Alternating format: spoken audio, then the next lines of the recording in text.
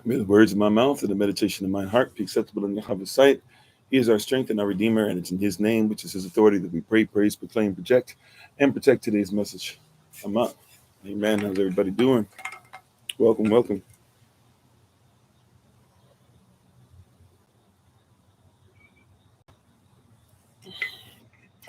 Welcome. Hopefully you all are doing well.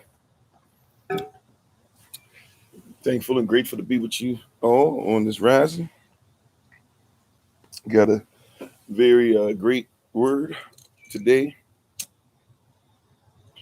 Before we get into it, once again, we give all praise and honor to the Most High, Yahweh Elohim. We give praise and honor to Him for my wife, the Honorable Amma, who lives a life that's able to be honored. You can check her out on TikTok, YouTube, her website, and Pinterest at Bloom and Flourish.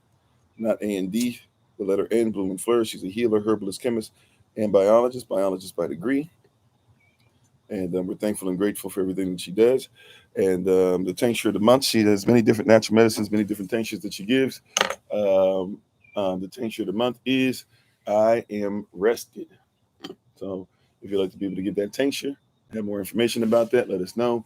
We'd be glad and grateful to be able to get you more information on that. We're going to talk about some stuff today that I'm very excited about, to the moderators, to the ministerial staff, to those who are on here for the first time, for those who are committed to each other, committed to family, doing your best, doing your greatest.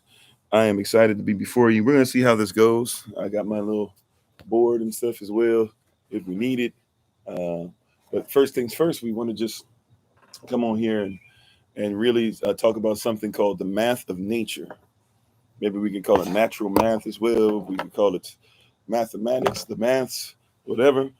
But we had a lot of people that kept coming up yesterday, and this is something that happens often, if we be honest, where people come on, they start talking about different things, and what are you going to do? What are you doing to solve the problem, and this and that, right? Which we have many different things that we do to help our community and help others, whether they be part of the diaspora or not.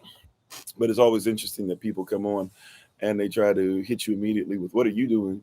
As if you're not doing anything. And it's usually a response to the fact that they themselves just don't like what we're talking about.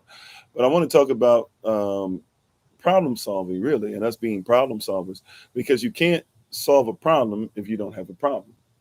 And we want to talk about being problem solvers, and we want to talk about mathematical equations, if you will, a little differently. We want to talk about some natural math. So thank you, everybody. Let me say hello to everybody on YouTube, on TikTok. We appreciate you. How you doing, Minister Tamara? My wife is, I'm sorry, hey, babe, how you doing? My wife is on, the Honorable Amma. Thanks for being on. How you doing, Sister Cynthia, Tahiti? Let's see. Nay, Just Banks, Brother Clem. Thank you so much, Brother Clem, for all that you do. Sister Deborah. I missed the name. What was that? Is it Chewy Chavaria? Is that correct? I'm not sure if I said that correctly. How you doing? Lion King, how you doing? Hola, mi nombre es Kofi. ¿Cómo está? Bonjour, je m'appelle Kofi. Ça va? Hello, my name is Kofi. How are you doing? Ni hao, namaste, osayo, Ohio, habari, jambo, mimi ni Kofi, nina furaha kukutana na wewe, akwaba, etesen. We're thankful and grateful to be with you guys one more again and to take some time out with you all. Hello, Rich Rising to you, Sister Tracy, right? We want to talk about the math of nature, natural mathematics. Yeah, the math of nature. Like I said, I got my little board, really my son's, I guess, little board that he uses and stuff, but that I use from time to time. But really, we want to talk about the natural math of things. Because once again, how do you solve a problem, right? How do you become a problem solver? How do you get to the end of the equation and you haven't written out the equation, right? How do you get what it equals, right? If x plus y equals z, how do you get to z if you don't know the value of x or y? In order to problem solve, we have to figure out the value and what has been hidden, correct? If I were, real quick, just to write out this simple equation that we're all familiar with and saw at some point in our lives, right? If I were to give you, actually, I got to flip the screen for y'all. I apologize. I keep forgetting that. So if I were to go, can y'all see this? Yeah. So if I were to give you x plus y equals z, right? If I were to give you x plus y equals z, what really is happening is that all of these letters, all of these characters, even if you know, right, they've been hidden from you. We don't know the value of x, right? If I can just show you something real quick, right? Having technical difficulties. So if I don't know the value of x, and I don't know the value of y, I don't know the value of z, then everything is hidden. So what we try to do is figure out, people keep saying, find the answer or see if the answer is valid. Hey, stop talking about problems, give me solutions. Problem is, in order to get a solution, I have to find out what is hidden. I have to find the value of x. See, it's problematic when you don't know what x is, but you're telling me to find z. It's problematic if I know what x is and z is, but then I still haven't figured out what y is. I have to find out at least part of the problem to be able to get to the solution, right? I have to find out at least the value of x, right?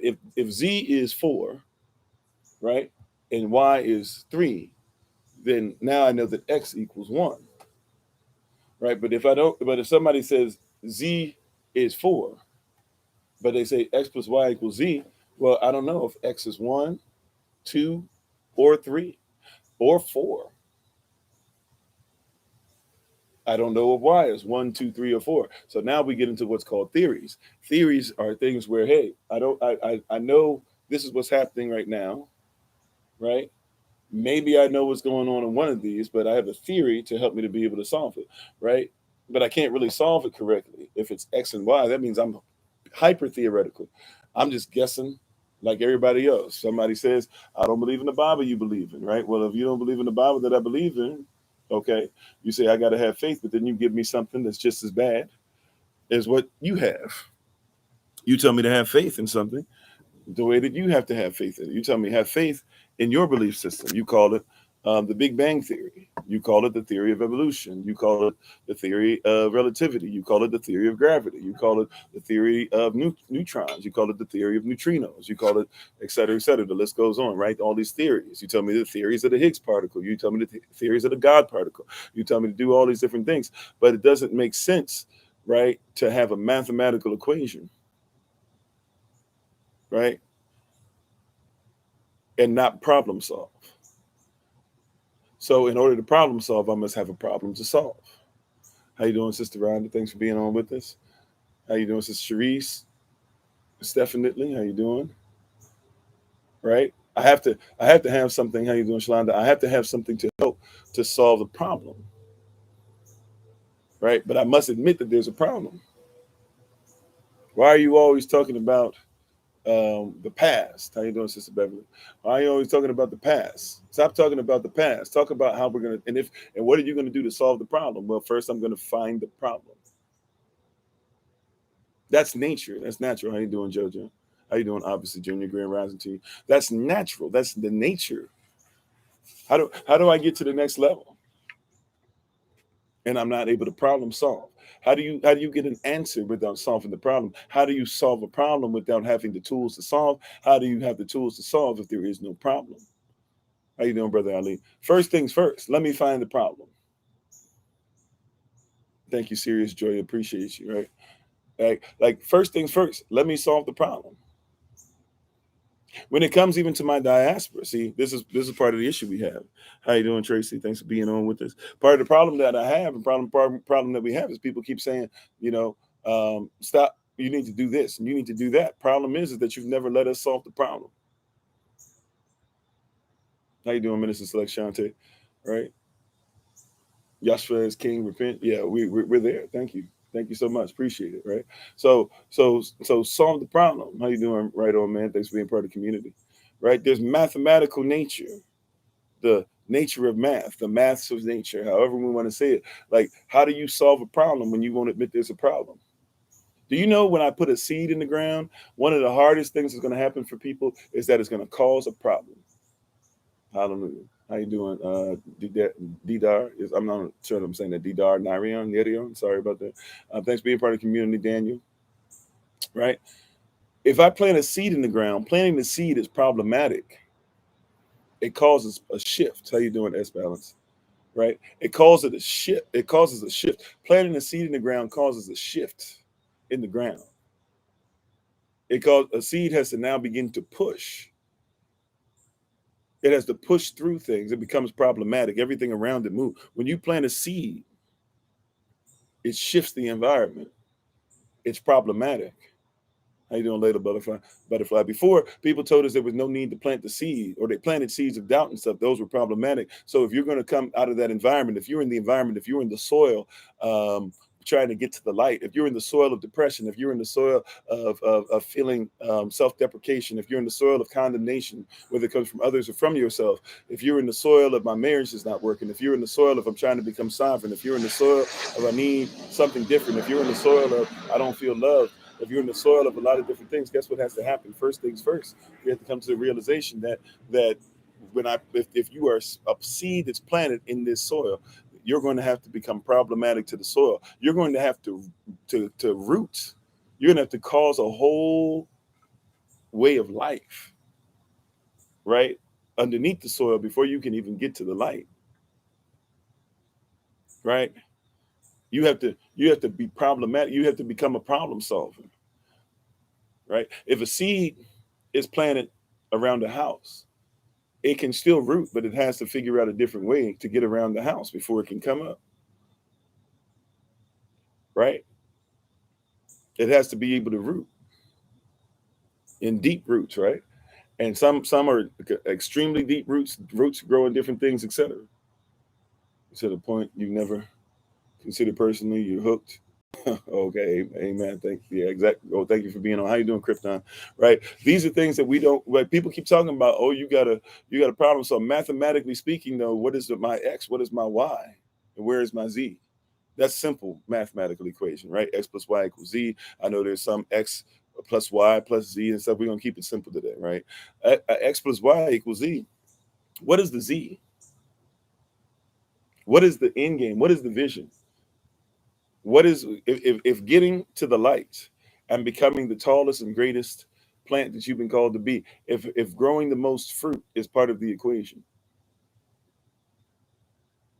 right? If growing the most if growing the most fruit is part of the equation, but you start off in a seed, and every seed there is a tree, and every tree there is a seed. How you doing, David? Thanks for being part of the community, right? If every seed there is a tree, and in every tree there is a seed, and every seed comes from a fruit, which means it came from a tree that had the problem solved to be able to come out from where it came from, right? Every seed is a tree. When it was planted, it already was planted in a position where it was planted to be able to problem solve. How you doing, Sister Barbara? And we can't talk about this if we're not going to be talking about how nature adds up. It's natural to problem solve.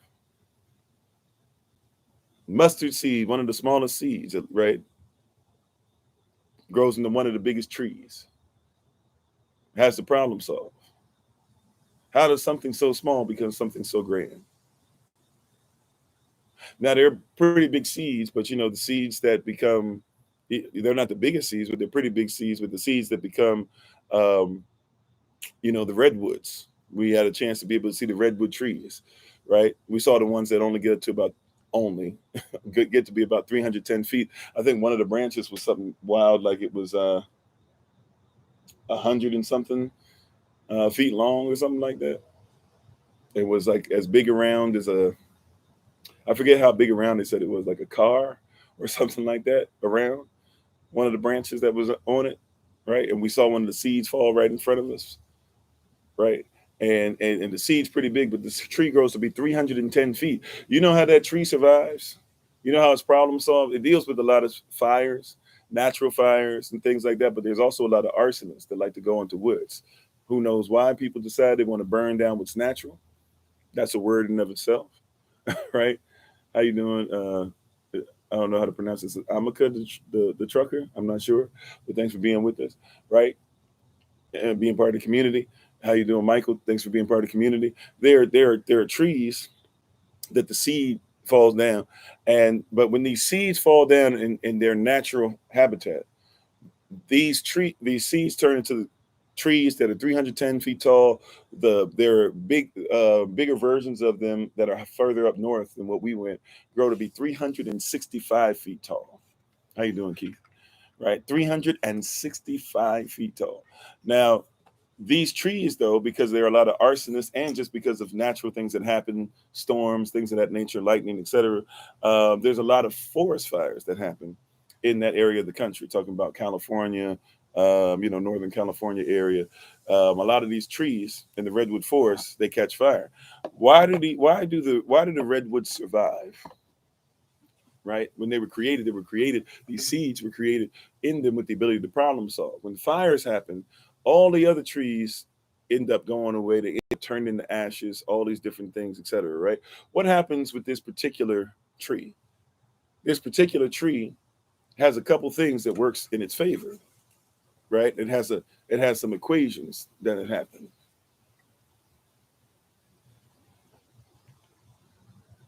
Right? It has some equations. It has some things in place to help it to problem solve. One of the things that happens is that these trees grow bark all year round and shed their bark all year round, right? So when fire comes up, these trees, they shed their bark all year round. They get rid of their bark all year round, right? They have these things leave. Thank you for the love. Appreciate it. They had the bark leaves, right? So if they happen to get burned, we saw someone, we went up there was somebody who had just had just committed arson, right? Had just tried to burn down these forests, right? So we saw a whole bunch of forests gone. Saw a whole bunch of stuff that was black, that was gone, that was out. It was really sad. How you doing? Is it Tank on TikTok? Thanks for being part of the community. How you doing, Yashanma? Or thanks for sharing the live. But we saw a lot of things that were just blackened out, burned out, etc. Right? But the redwood tree, even though they were blackened, they were still growing fine because they kept shedding their bark, right? As one tree we actually took a picture in the middle of. We took a lot of different pictures. One of the trees we took a picture in the middle of, we actually stood in the middle of, you could see, and matter of fact, we even tasted the sap. It was a great experience. The sap, is very healthy for you, does a lot of things. It's very bitter, but at the same time, that means that it's going to help you with a lot of impurities and different things that you don't want in your life and in your system and things like that. So it helps to be able to get rid of a lot of different things, but it's also the color of blood, which means that obviously is great for your blood, different things like that, right? But also one of the things that we noticed is that even though it had been burned in the center, it was still growing. Why? Because these trees are used to being able to protect themselves, regrow bark, and they're constantly, consistently making sure that they come back, right? They problem solve. Then another thing that we noticed as well, or that we were taught, is that unlike what we would think, see, with redwood forest trees, you would think that they would have extremely deep roots, right? And they have deep enough roots, but you would think they would have extremely deep roots, right? But think about where they grow. They grow in the mountain. So they probably don't have as deep a root as what you think they would have. They grow in a place where there's actually less oxygen, but they grow taller than other trees, right? They grow in a place where there's a bunch of fires, even naturally, let alone when people come in and try to burn stuff on purpose, but they still survive. Problem solvers, trees, right? And how much more are you than a tree? But we don't think we can problem solve, right? Or we don't think we should look for problems. We should only look for solutions, but you can't have the solution unless you can problem solve. So what these trees have been created with is amazing. These trees, when they were created, when the seed gets under the ground and they root, this is awesome right here. When they root, they actually join forces with other trees. Right. So if you're going to grow, right, which really is not really going to happen too much because America makes too much money off of these trees, so they don't really give out seed like that. Right. But if you were to try and grow your own tree, your own redwood tree on your own land, what you would have to do is something that's interesting. What you would have to do is, they grow wide versus deep. Right. So they grow wide and they connect with other trees. So all of the redwood trees that you see connect with each other. They don't just grow down, but they connect with each other. Why is it that we teach you to connect with each other. Because when all hell's breaking loose, I'm sorry, excuse me, right? You're right. Trees need carbon dioxide, not oxygen. Very true, right? But how do trees get carbon dioxide? How does carbon dioxide come into being?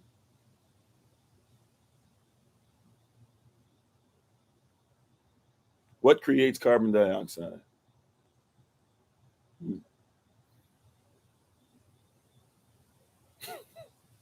All right, don't come over here just fighting for no reason. All right, let's be friendly, right? So like I create carbon dioxide, right? And things that live create carbon dioxide, and so the things that create carbon dioxide need oxygen, correct? Okay, right? Photosynthesis to a certain extent, sure, but we know that a heavy majority of stuff comes from what? Us breathing out. All right. So anyway, so so trees, right? And even the fire, if you will. That's a great point too. Like even the photosynthesis, so the sunlight, but the fire, but also oxygen is breathed out, right? So it's reciprocal. Exactly. What I breathe out is what they breathe in. So when I eat my own food that I grow and I'm around my food all the time, I breathe life into my food, and my food therefore breathes life into me, right? That's how that works. So we both are helping each other, solving each other's problem, and therefore we're able to do what? Come up with an equation that helps us both to be able to survive, right? Just like these trees, getting back to the point, they grow roots out and they connect roots with each other. So if there's drought, the trees share the water.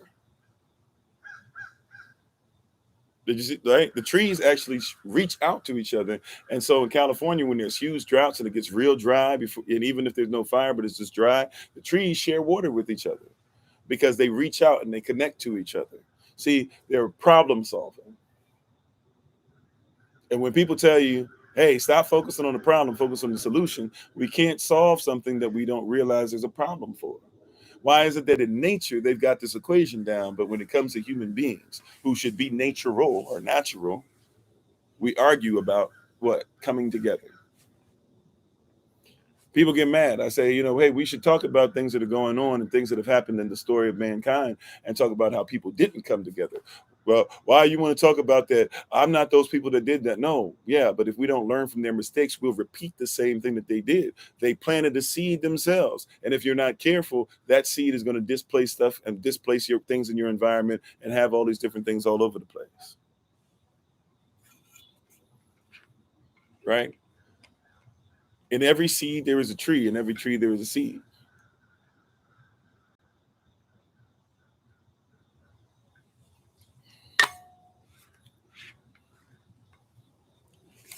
Yeah.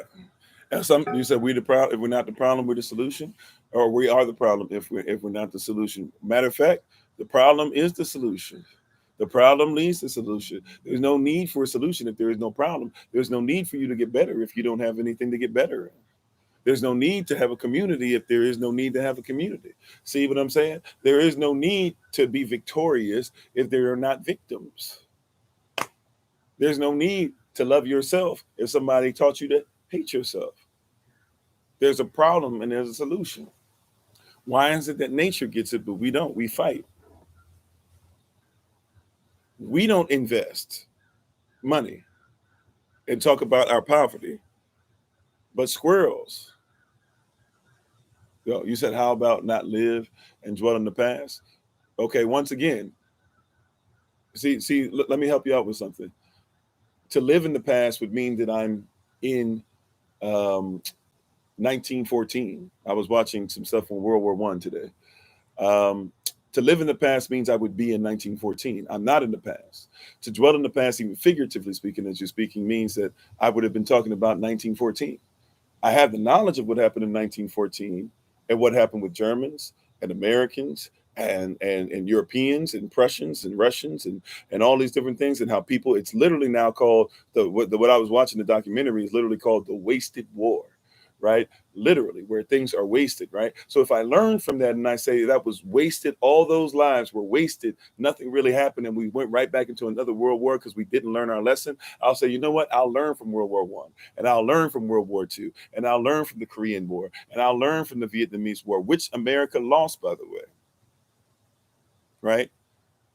I'll learn from these different things, and I'll say, you know what? Next time, let's be greater. Let's love one another. Let's figure out how to do this without causing loss of life. Let's not have to blow whole cities away to be able to declare that we're better than somebody else. Let's love whole cities to the point to where they lift it up, right? That's better than that's mathematics, right? If I can add to life, why would I try to subtract from life? Why would I not go on the number line and realize what happened and look at the equation and say, you know what, that equals destruction. We're in the negative on that. I don't want to sow to where we go in the negative. Let's go into the positive. See, what you call dwelling in the past is me looking at what's happened.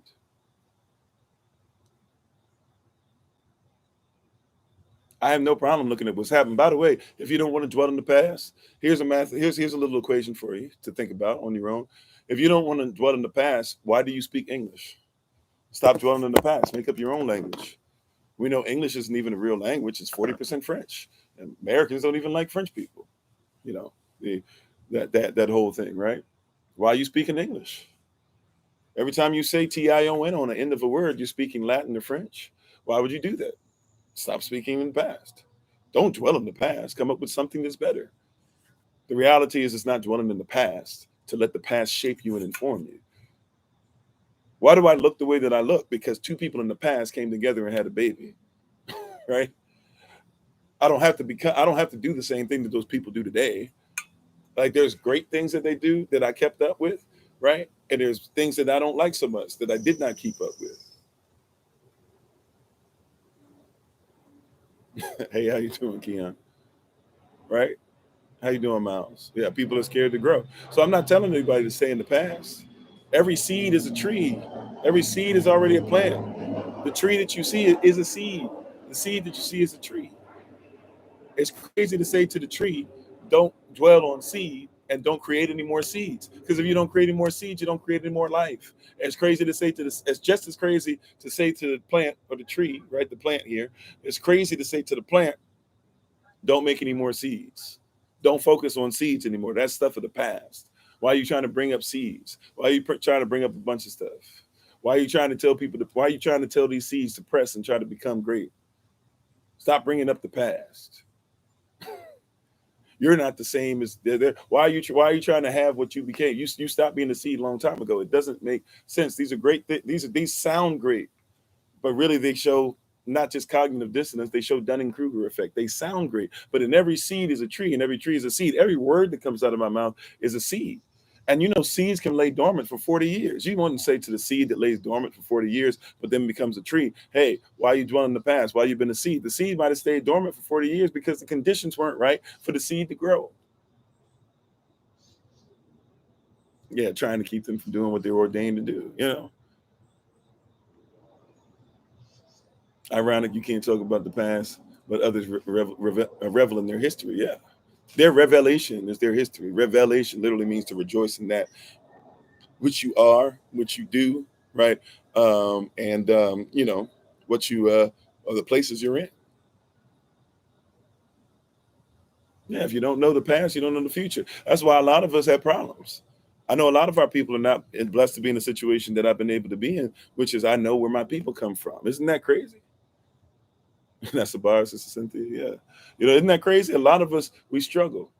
How many sons don't know their fathers and find problems in their life, even blame their mothers who did the best they can to raise them, but they get mad at their mothers. Why? Because they feel like their mothers didn't train them on everything that they need to be successful. Well, she did the best she could, but she's not a father, right?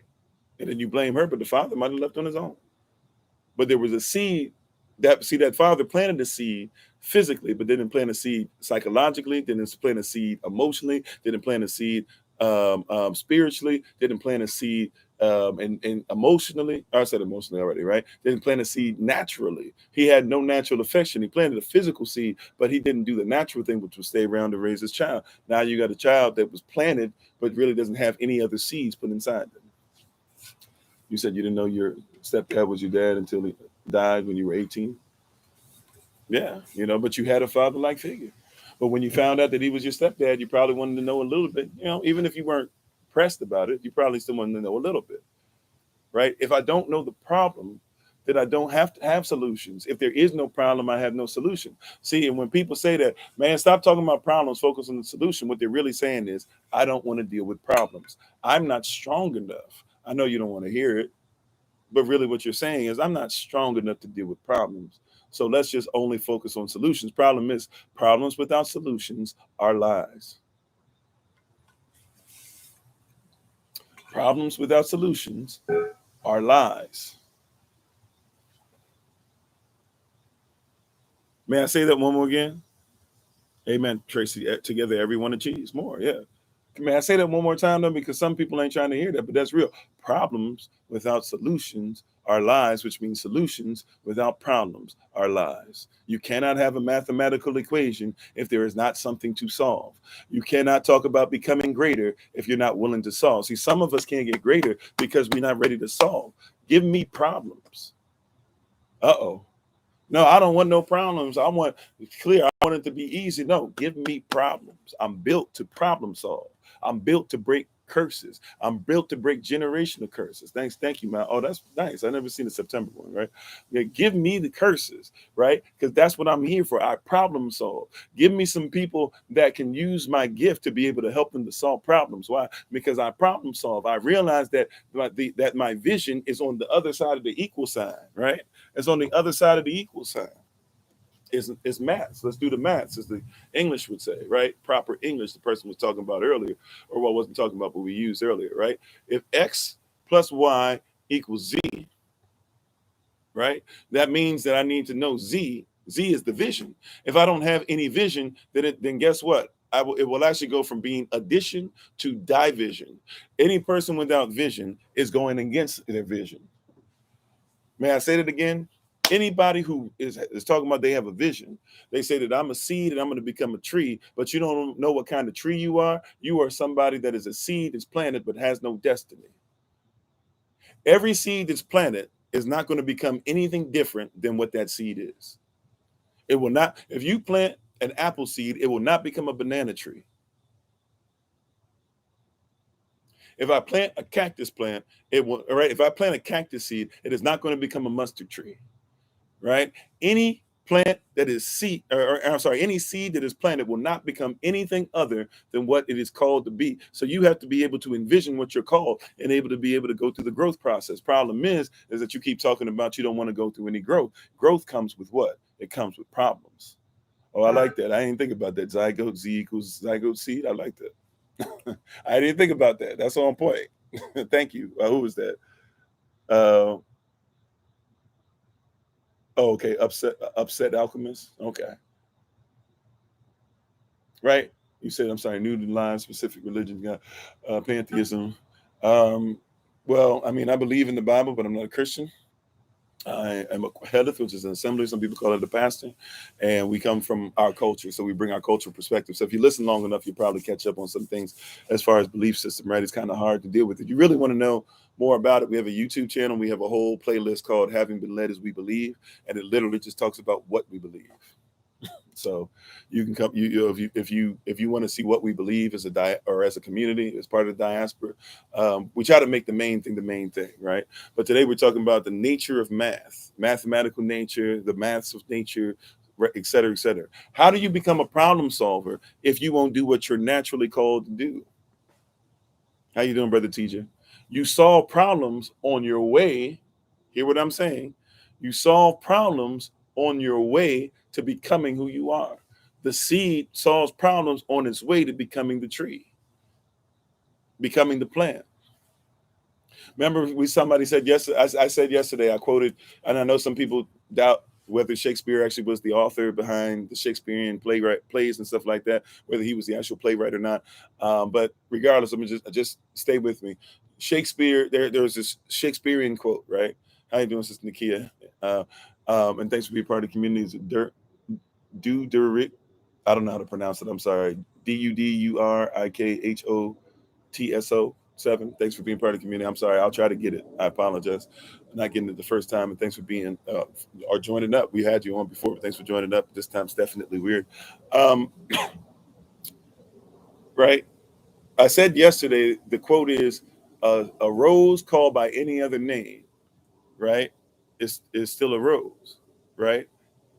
But I tried to explain yesterday the word name. It was last night, I believe. We were talking about name.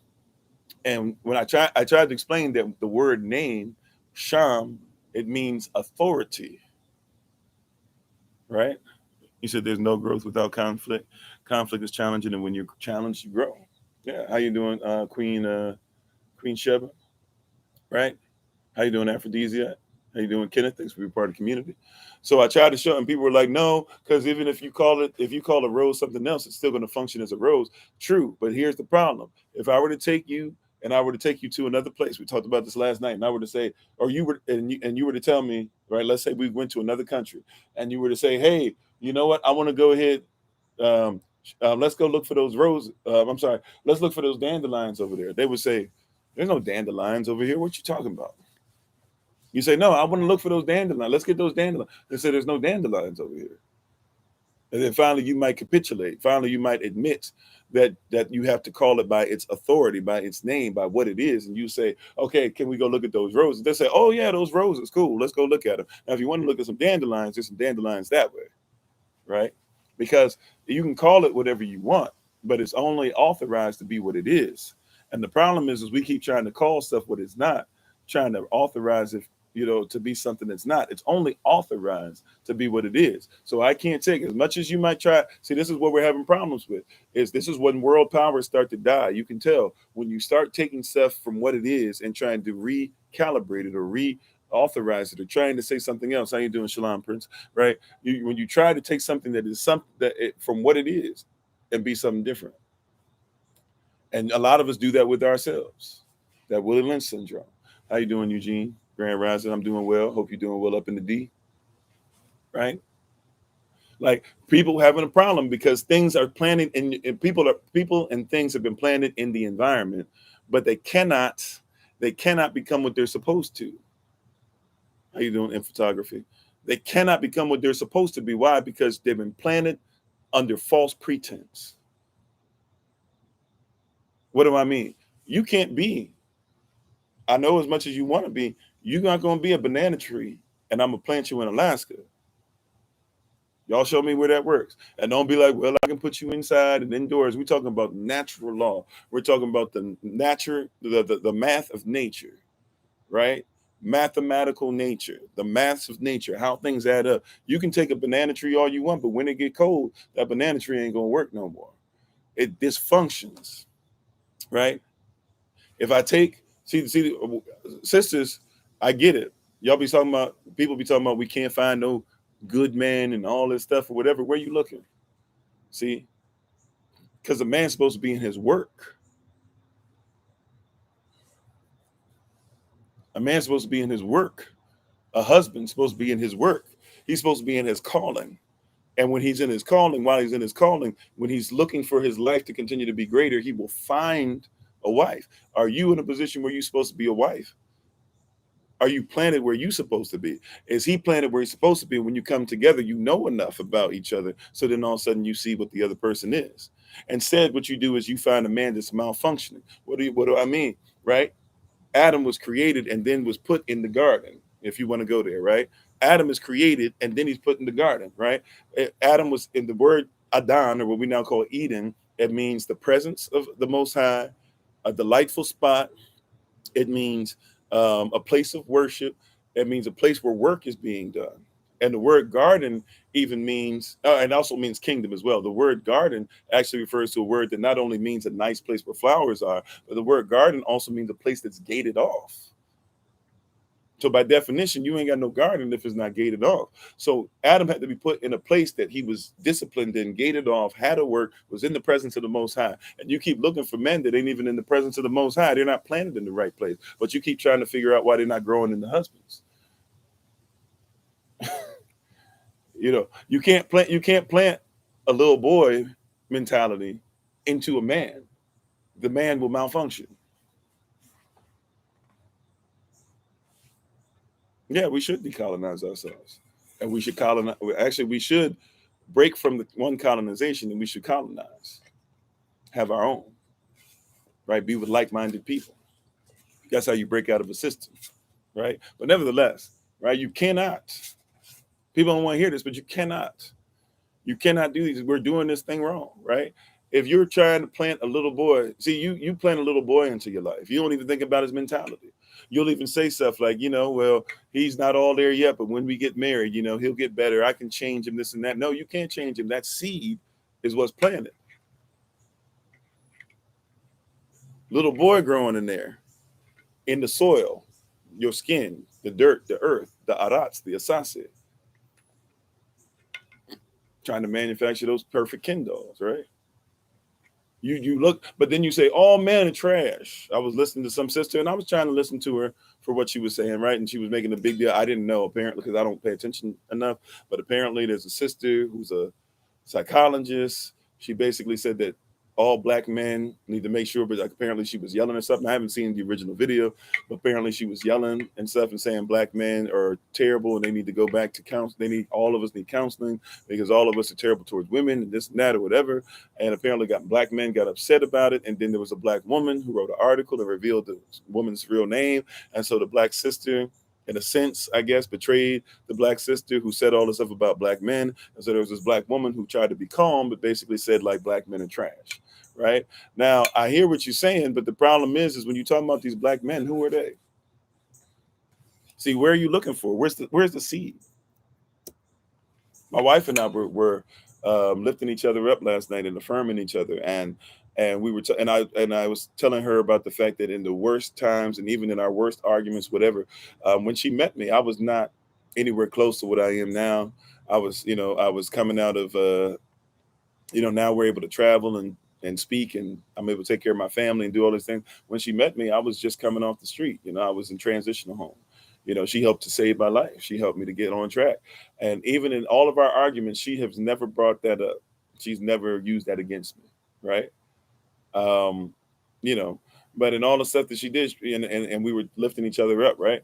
And so I could say as a black man, there are some black women that do that, but I didn't link up with one.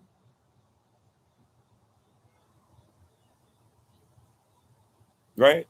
I didn't link up with a black woman that did that because I was looking for a black woman that had wife planted in her. Right. And I think that's part of the problem is number one, we act like all skin folk is kinfolk. Right. We act like all men or all men, right? All physical men are spiritual men, or all physical men are great men, or all physical men are fathers, right? But all skin folk ain't kinfolk. All Israel ain't Israel. How you doing, Smug? You said everyone needs tending to their mental and physical health, like gardening and plants and tending. Yeah, of course. Everybody should. I suggest that you go. Everybody should have somebody they can talk to. Everybody should be talking to somebody on a regular basis that's outside of your way of thought. That's why even if you believe in the Bible, you're really talking to the Most High, right? Your ways are not His ways, nor your thoughts His thoughts. As high as the heavens are from the earth, are your ways from His ways, and your thoughts from His thoughts. That's why you talk to Him, because He's outside of your realm. He can see things you can't see, right? But you're dealing with something where it's like, what black men have you been finding? Are you saying that every single, and she put in to be fair, the sister who was bad mouthing us, she did, to try and save herself, she did write down clear as day on the video as she's speaking. It says very clear the whole time, I know this is not all black men, but the way she spoke, she was speaking towards all black men. Let's keep it real, right? But it's cool. I see what she was trying to do. Thank you, Mimi. I appreciate the love. Thank you, Mimi. So like, but really you're dealing with somebody who was dealing with hurt, because her thing is, well, if you treat, she was like, well, she yelled at y'all, but that's the same way that y'all mistreat black women, this and that or whatever, right? And so she was like, you didn't like it when she hurt, that when she had righteous anger. But then it goes into this competition, right? Because okay, you didn't like that she had righteous anger, but then if men didn't like what she had, so they had what you say that's not righteous anger, and then we go back and forth, right? That's not natural. That's Willie Lynch, all up in your grill. Somebody planted a seed a long time ago that told you that black women should act like white men and black men should act like white women, and we've had a problem ever since. Yeah, we want to keep it 100. I know some people don't like it when I say it like that, but you got to know where you come from. You got to know who did this to you. See, we need to know where we come from as far as our people. We also need to know where we come from as far as our mind. Willie Lynch said, I reversed your nature. What is your nature? Your nature is that in your civilization, black men would secure black women, and black women, using the social construct, right? And black women would respect black men. He said, I reversed your nature to where now black men run behind scared and they want to be secure, right? They're not looking to be leaders of environment. They're not looking to be foundational. They're not looking to be the leaders in prayer. Uh-oh. See, they reversed the nature. They changed up the mathematical equation, right? You think that you're adding 1 + 1 = 2, but they got you out here adding -1 + -1 = -2. And you trying to figure out why you keep ending on the other side. He said, I reversed your nature. I reversed the way I planted you in a different environment. You can't grow, right? He said, I took the cactus plant and I took it out of Cali, right? I took it out of Nevada. I took it out of, I took the cactus plant out of New Mexico. I took it out of Arizona and I put it in Maine. I mean, you might have some growth, but you ain't going to grow that much because I reversed your nature. I took you from the West Coast to the East Coast. I reversed your nature.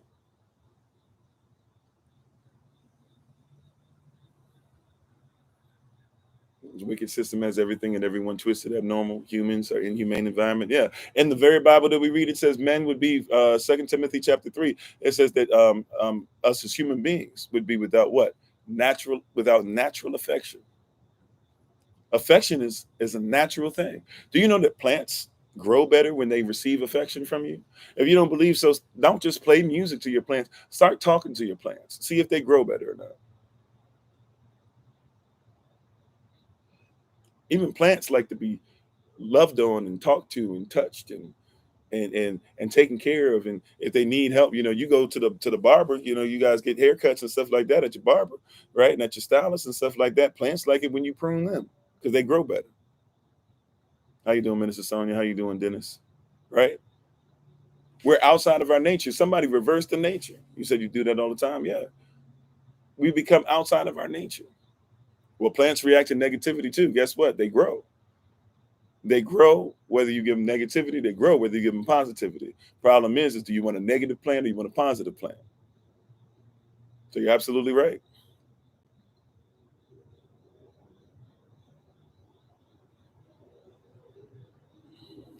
So we're having a problem. We're having a problem. What are you growing today? What are you planning today?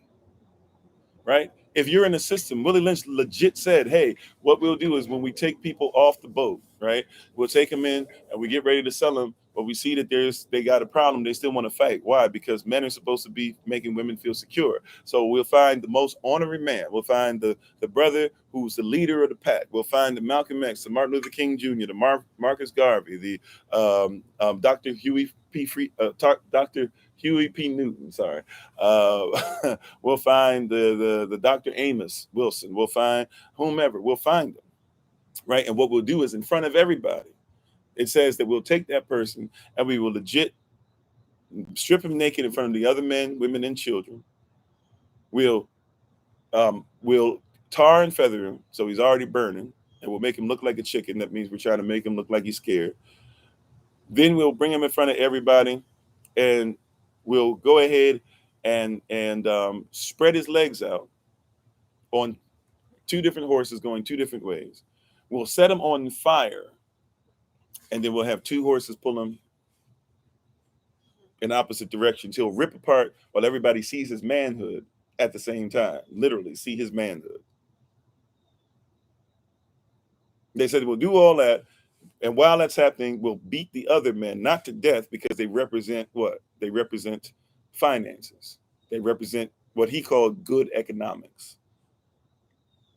And then he said, well, let the women and children watch. And he said, from that point on, he said that the woman will, this is what he said. He said, the woman will eat out of your hand like a mare. He compared us to horses. They didn't say we were human beings. They always called us N-word males, N-word females. He said that the N-word female will eat out of your hand now. She'll eat out of your hand. Right? And then he said, you will have her raise her children in reverse order now. right? And she will report to you, and she will refer to herself as being strong and independent.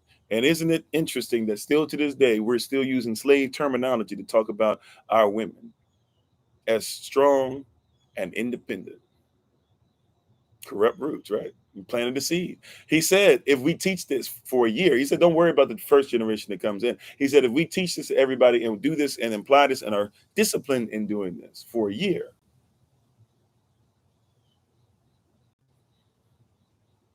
he said they'll do this to themselves. If we plant the seed and put them in the environment we want them to grow in.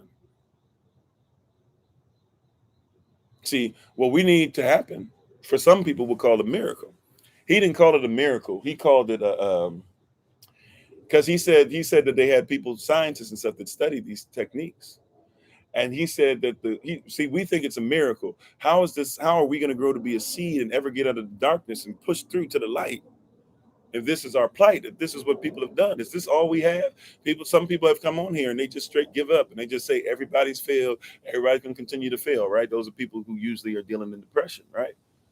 How you doing, Lenny? Thanks for being part of the community, right? But here's the deal. He told you that you could still grow in that environment and you could still become as tall as you need to be. And you can still be rooted even in an environment that means to do you evil. Yahweh can work it out for your benefit. Well, how do we know this? Because he said, I forget what he called it, anomaly, I believe. I believe he said that it's an anomaly. He said, when it comes to this, he said an anomaly. He said, here's the anomaly. He said, if men would ever become husbands again, and women would ever become wives again. And then he added a caveat. He said, and if they ever return to their nature, see, because he showed you, people don't know what the word civilization means. See, a wild creature, you call a wild animal wild. Why do you call a wild animal wild? He called us wild, or he called us wild, sauvage, sauvage en français, or sauvage en anglais, or sauvage in English. It just savage. It just means what? It means wild, right? So when people say, I'm a savage and all this stuff, singing the song and stuff, you got to be careful, because what you're saying is, and I guess you could say maybe you're a savage because what you're saying is you don't fit in, right? But civilization just means this. If you were to go into, the savannah where lions are, the lion is actually in civilization. Did you know that? By definition, because civilization has nothing to do with acting like a certain group of people. Civilization has to do with what? It has to be with being in your culture, being in what makes you you. He said, if we ever turn men back into husbands and fathers and women back into wives and mothers, and they ever get back to their nature, they said it's over. Yeah, exactly. The lion's at home, right? If you see a roach outside, you might not like the roach, but you probably won't run to step on the roach as fast as you would if the roach was in your house. Why? Because the roach in your house is outside of nature. You don't want it to try and live naturally in your place. It'll mess your place up, right? But if it wants to spread and have babies and stuff outside, it can do that all day, right? You said if you were called savage, you would cheerfully agree, because in colonize it means not controlled. Okay, sure. I'm just saying, if you're going to say that, just know who you are. If you say I'm a savage, say I don't fit into the system. Problem is, it's like most people who sing that song, for example, is a Lizzo, right? No shade towards her. I'm just trying to get y'all to see how words work. A lot of people don't know when they're singing that you're a savage. How you a savage, but you still live as part of the United States corporation. How you doing, King Kless? Thanks for being part of the community. Right? I mean, if you a savage, then why you still American?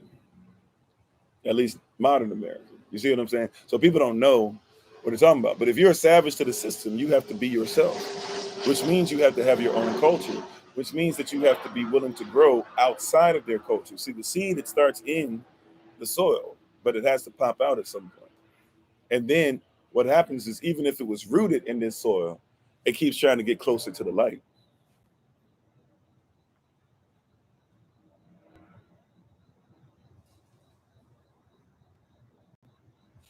You said black on black crime, thinking they're barbarians. Love your black nation. First of all, well, a barbarian is somebody, if you know what a word is, barbarian is just for somebody that means, Romans use that. That's a very romantic word you use. Romans use that word to be able to say anybody that didn't sound like them. So if they didn't like your culture, they just said, oh, you're a barbarian. Back then, it just meant that you said bar, bar, bar, bar, bar.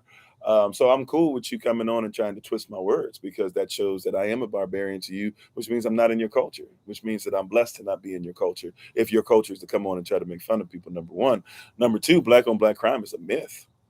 Because if you go to white neighborhoods, they kill each other disproportionately. If you go to Mexican, even though I would consider them to be black, but whatever, let's just call people what they want to be called. If you go to a Mexican neighborhood, they kill each other disproportionately, or not even disproportionately, it's proportionately.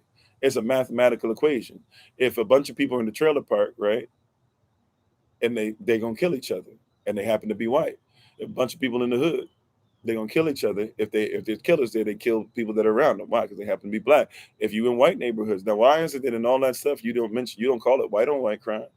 When what's the names of those girls?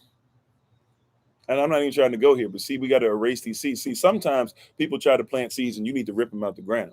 So sometimes you just need to take that seed out, or sometimes somebody try to lay a seed and you got to get rid of it, right? So when somebody says that and runs up in there, you got to recognize that they're not even in a position to talk, right? Right? Like if somebody's saying that stuff, right, we got to first make sure that they realize they're not even in a position to talk about us, right? They're not even close. They try to put that on us, but they shouldn't. They never should, and we never should accept it, right? But they try to put this mythical math on us, this mysterious math that comes out of nowhere. It's like when they say, you got to take some of those seeds out. They planted seeds talking about that you're only 13% of the population, but you're 50% of the prison population, right? Or no, I'm sorry, they don't even say that, because that would be more truthful. But they actually say you're 13% of the population, but you commit 50% of the crimes. That's not even true. That's not neat. That's, first of all, we don't even know for sure if we are 13%, because a lot of people who are black don't want to be put black on paper, whether it's for sovereignty reasons or because they don't want to identify as who they are. Right? Their math ain't math, and it's not natural math, but they're living in something that's outside of them. Thank you for bringing that up. No. I'm sorry, Shang. I don't know why I'm having problems with this name. Shang. I'm gonna get it. Shang Hillary. I wasn't saying that you were. I did. I can see why I said it that way. I'm sorry. My fault. I didn't mean to come at you that way. What I was just trying to say is, and probably I got irritated. So if I took my irritation or showed irritation towards you, please forgive me. I just get irritated when people bring that rhetoric up, right? Like, you're right.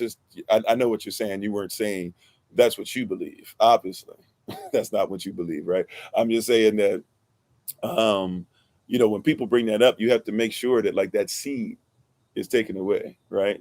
Yeah, appreciate it. Thank you. Yeah, I'm sorry. Like, it's just when people say that, it's almost it's like a cringeworthy thing for me, because of a lot of our people have believed it too.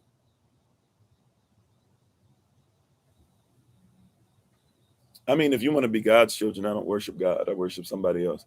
God is a Germanic deity. And even alhamdulillah, even in your Bible, if that's because it sounds like you're coming either biblical or Quran type stuff or whatever, maybe you just going by some agnostic stuff, whatever. But the Bible or all these places, all these deities, deists, spirits, whatever, they don't believe that everybody's a child of the Most High. Right? To be a child of the Most High, you have to be accepted into your childhood. That's what adoption actually means. When it says we're all adopted, that's why it also says not all Israel is Israel, right? But read Romans chapter 8, verse 19, right? That the creature is waiting on the manifestation of the sons of Elohim. The sons are different than the creature, right? But yeah, people take those statistics and manipulate them so bad, right? And we believed it. A lot of people believed it. Well, why do we create 50? Why do we do 50% of the crime? That's not even true. That's not even true. There's no way you can. Like, let's just do the maths. Once again, natural maths, right? Let's look at some formulas. Let's look at some math. If you are 13% of the population, and at one point it's getting smaller and smaller, but we still at the point to where the population is still white. By social construct. How you doing, Auntie Marion's on? How you doing as well, right? So if you 13% of the population, but over 60, well, let's just say to be safe, well over 50% of the population is still by social construct white. How in the world? Yeah, some people go up to 80%. Some people try to make it in between 50 and 80. I don't know. But let's just say well over 50%. It is mathematically impossible, right, that black people commit 50% of the crimes. Right? You know how I know? Because there's pretty much towns that are all white. There are towns that exist in America where people have never met a black person their entire life, but they still have police officers there. You ever thought about that? Why you need police officers if where black people are is where all the crime is? Now, granted, where black people are, they get more police officers because police officers are they come from a lineage. You know, you can track the seed that was planted. Where are the police officers in America? Police officers in Europe are different, even though they still target people. But police officers in Europe are different. Where do police officers in America come from?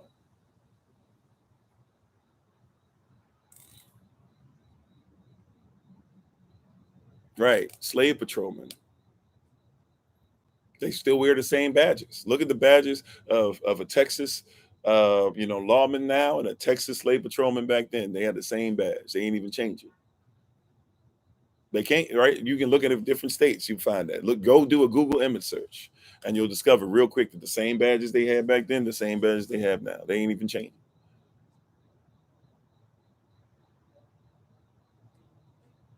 Kind of, sort of Star of David-ish, but really there's no such thing as a Star of David anyways, right? That's really the Star of Malak. All right, there's no such thing in the Bible as a Star of David. That's just a little aside thing for people that might want to study that too. But but when you look at it, the math ain't mathing. Why do you have police officers in all white cities?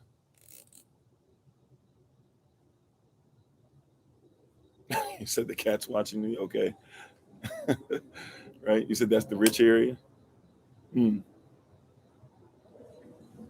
You know, like, think about that. If black people commit 50% of crime, then how do you have police officers that have to arrest people where black people are not? Like, it doesn't make sense. Just in common, well, I can't say common sense. We keep saying common sense.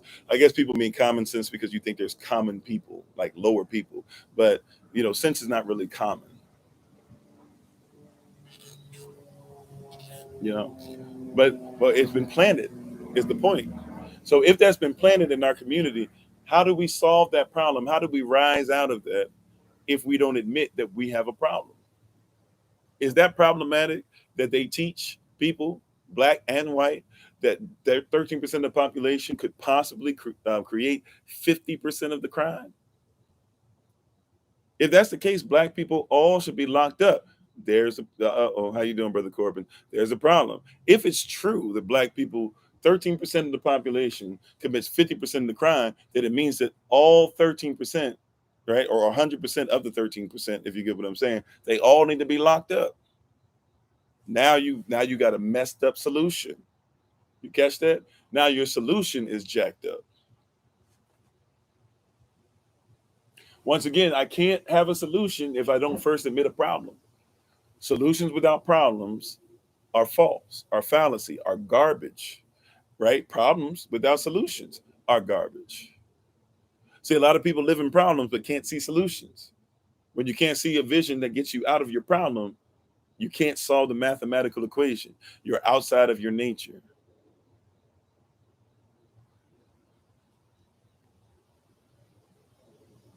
You hear what I'm saying?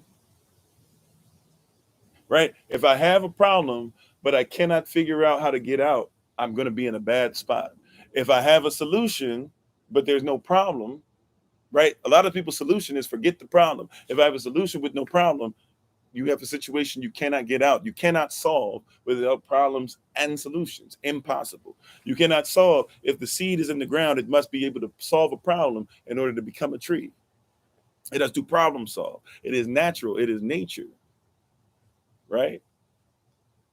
Yeah, you got to show your work. And like we talked about, a lot of people don't like, we talked about this a long time ago. Well, I don't know how long ago, but we talked about this a while ago, where people will say stuff like, show your work. And it used to irritate me when I was a child because I could do math without showing the work. I could do the equation and I wanted to write out as little stuff as possible so I could get it done as fast as possible. I still solved the problem, right? By being able to have the proper steps and tools in place to be able to help me to get to what? The solution. right? But people will come up and be like, but what started happening is they started saying, well, yeah, you got all the problems right on the sheet, but they would say, we don't like your process, or you didn't show your work. Okay, cool. Well, I would show the work the way that I got it. Then they would say, no, it doesn't matter. We want you to show your work the way we want it. But I don't get it. In my culture, in my brain, in my personality, I don't do things like that. Right? I'm still getting the same answer. Why is it wrong if I actually set out to make sure that I show the work of my community, of my way? And so what would happen is, if I showed work their way and I got all the answers wrong, they would still give me an A. But how can you give me an A and I got everything wrong? Because they don't care about what the solution. They don't even really care about solving the problem. They just want you to use a method, even if the method doesn't solve the problem. So we must come to a better, we must admit there's a problem. We must admit that therefore there's a solution. If there's a solution, we must admit there's a problem. But now we got an issue, because now people say, if we can't control the way you do things, right? We don't care if you get a solution. We're not worried about solutions. We're not worried about solving problems. We're worried about you living the same rat race, the same hamster wheel. We want you to be in the same condition. Malcolm X once said that if you have a poor person, they probably came from a poor neighborhood. If they came from a poor neighborhood, they probably came from a poor family. If they came from a poor family, that means you probably have poor parents. If you have poor parents, you probably have poor schooling. If you have poor parents and poor schooling, that probably means they had a poor job. If they had a poor job, it's probably because they had a poor education. If they had a poor education, it's because they came from a poor community, and we just start all over again. That's why Yahshua said that the enemy comes to steal, kill, and destroy. He doing the same thing. He ain't changed. But Yahshua said, I've come that you might have life. Wait a minute. I'm alive. But he said you can be alive and be a zombie. You can be living but be dead at the same time. That's why you got to learn how to be a living sacrifice to break out of being the living dead. You need to be a living sacrifice so you can stop being the living dead. What's the difference between the two? The living dead live their whole lives being dead. A living sacrifice sacrifices things that have caused them to stay in death so that they can stop being a zombie and they can come back to life. Okay, well, sunset limited. Okay, right. Show me your faith without your works. Right. Faith without works is what? It's dead. Right. They got you in the same system. They got you in the same matrix. They got you doing the same stuff. You're having the same argument in your diaspora. Black men ain't black women ain't when both of y'all need to Same argument. I'm tired of it. I mean, I got to talk about it because there's something that's going on with people. But black men ain't and black women ain't both of y'all shut up. Like, what the problem is not us, apparently. The problem is deeper than just us. And both of us got some issues and both of us got some trauma. Let's support each other so we can come out of this together, right? What are the tools that we have in place to make sure that we solve the problem? If you think that all you're going to do is talk about each other being problematic and that's going to lead to solutions, you're done for, right? You said Kendrick's new song. You talking about off the new album? You talking about the one where it's like what is it? I hate you, N-word. I hate you, N-word. I love you, N-word. I love you, N-word. F me, N-word. F me, N-word. That one. If it's that one, that was actually one that was pretty crazy. I like it though. I'm a Kendrick fan. So I know pastors ain't supposed to say that, but I'm a Kendrick fan. Right? But I'm just saying, like, we sitting up there and we going back and forth for what? For what? Every black man I've been around. Okay, question for you. Have you been dating black men? Or have you, first of all, you dating is part of the problem because dating was never our culture. You know what I'm saying? You Kendrick fan too, yeah. Dating was never in our culture. We were taught to be husbands and wives, and husbands found wives, and wives looked at the husband's portfolio, and if both could help each other out, they prepared each other. They prepared for each other, and then they got married. Marriage meant sex, sex meant marriage, and you were trained from birth to make sure that you continue the diaspora. Nowadays, y'all keep talking about I got to date him for 7 years so I can make sure I know everything about her and know everything about him. But dating, you're taught to lie to each other anyways. Somebody planted the seed. The math ain't mathing. The math ain't mathing. I need a ride or die chick. Okay. What's a ride or die chick? In that song, when he talked about a ride or die chick, did he ever talk about her being a wife? Y'all remember that song? Gotta get it right. Gotta need a roughneck. Only eats his fingers with his food. I mean, what we talking about? Was she describing a husband? Usher out here cheating and giving girls, STDs and all that stuff or whatever. Nobody cared because he was cute when it was little. But you let something that was cute when it was little become a monster.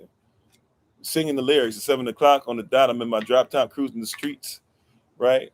I pull up anticipating. Good love, don't keep me waiting. I got my hands to put my hands. I got plans to put my hands in places. I never seen, girl. You know what I mean? Where is the husband in that? And where is the respect for you as a wife in that? He ain't pull up with flowers. He ain't pull up talking about this is what I want to do for you till death do his part.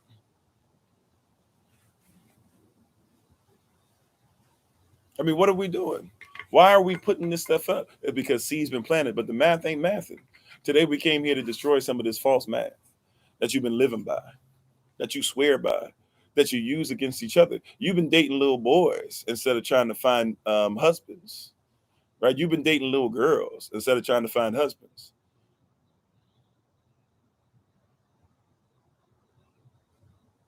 right? I don't want no scrub. A scrub is a guy that can't get no love from me, hanging out on the passenger side of his best friend's ride, trying to holler at me. What's the word? Scrub is a guy that thinks he's fly, but also known as a buster and all that stuff. Why? Because he can't get enough weed. I mean, you see what I'm saying? I need man with credit and this and that and blah blah. You don't need credit to own a home. Jagged Edge.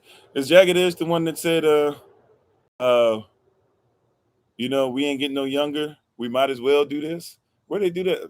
I'm getting married to you because we ain't getting no younger. You see what I'm saying? And I'm not trying to break every single one down. Everybody's bad, right? There's some great stuff.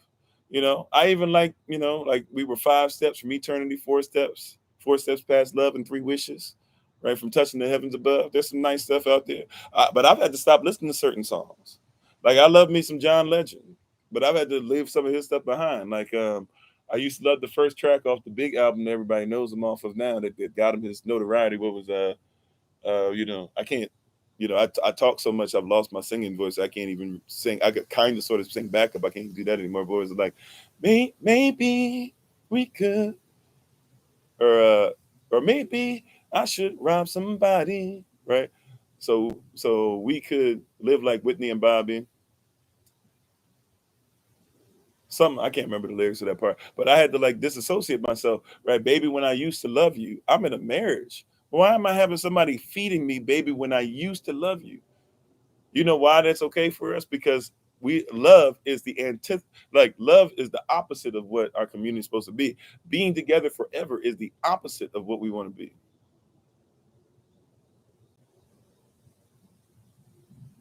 Right? Well, we don't want to get in marriages. That's why when COVID hit, your divorce rate was already at like 53%. It skyrocketed to 75%.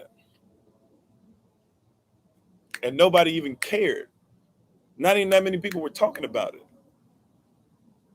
Right? And I'm not saying it was not a great thing to talk about racism and talk about your lives mattered and all these things, but you know what? Your marriages are falling apart. Your children won't have mothers and fathers in the same home. But we were like, no, let's find the value of in the mathematical equation. Let's look up the value of right. Let's look at the value of people that we know don't like us. Let's continue to look up the value and see if we can yell at them enough.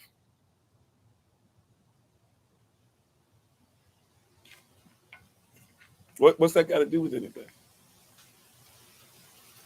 What did that help us in the long run? And this is why, even though a lot of people who try to use it as gaslighting, but they do have a leg to stand on. We give them one when they say, well, where are your solutions? Problem is, though, you don't know the problem. You're focusing on the wrong thing.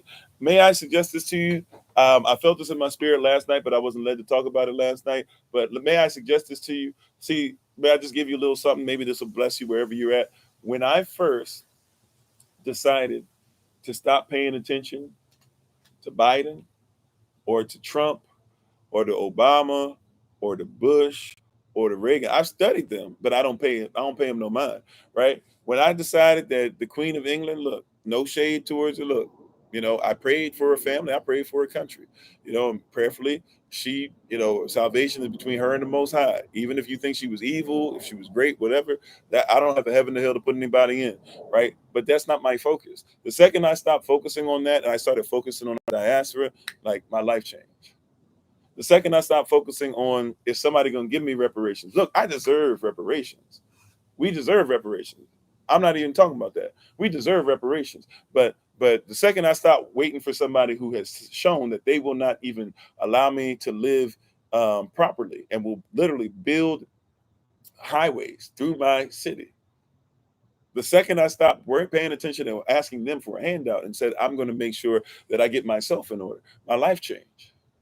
Watch this. The second that I stopped trying to figure out how can I go out with little girls in the mind and started looking for a wife, and then I had to qualify for that wife. So then I had to say, well, if I don't want a little girl mentality, but I want a wife mentality, then I have to get myself more mature and become a husband and leave little boy stuff behind. See, because when I was a child, I spoke as a child. That love chapter, 1 Corinthians chapter 13, that love chapter is amazing. And he said you can't love people if you sit in the position of a little child. So he said when I was a child, I thought as a child, I understood as a child, I spake as a child. But when I became a man, I put away childish things.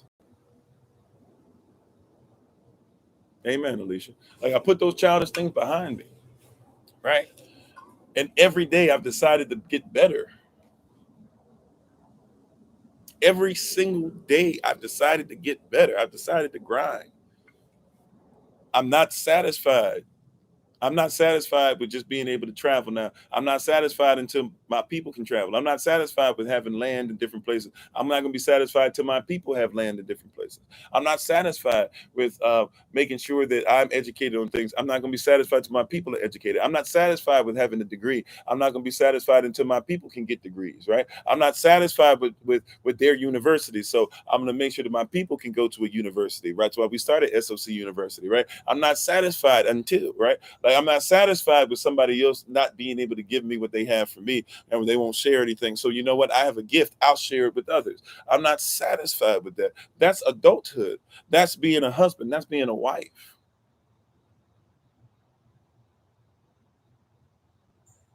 I put those things away. It's childish to keep looking for children and expecting spouses. It's pedophilish. Sorry to say it that way, but it's pedophile. I'm not trying to say you were attracted, but a lot of people are attracted to.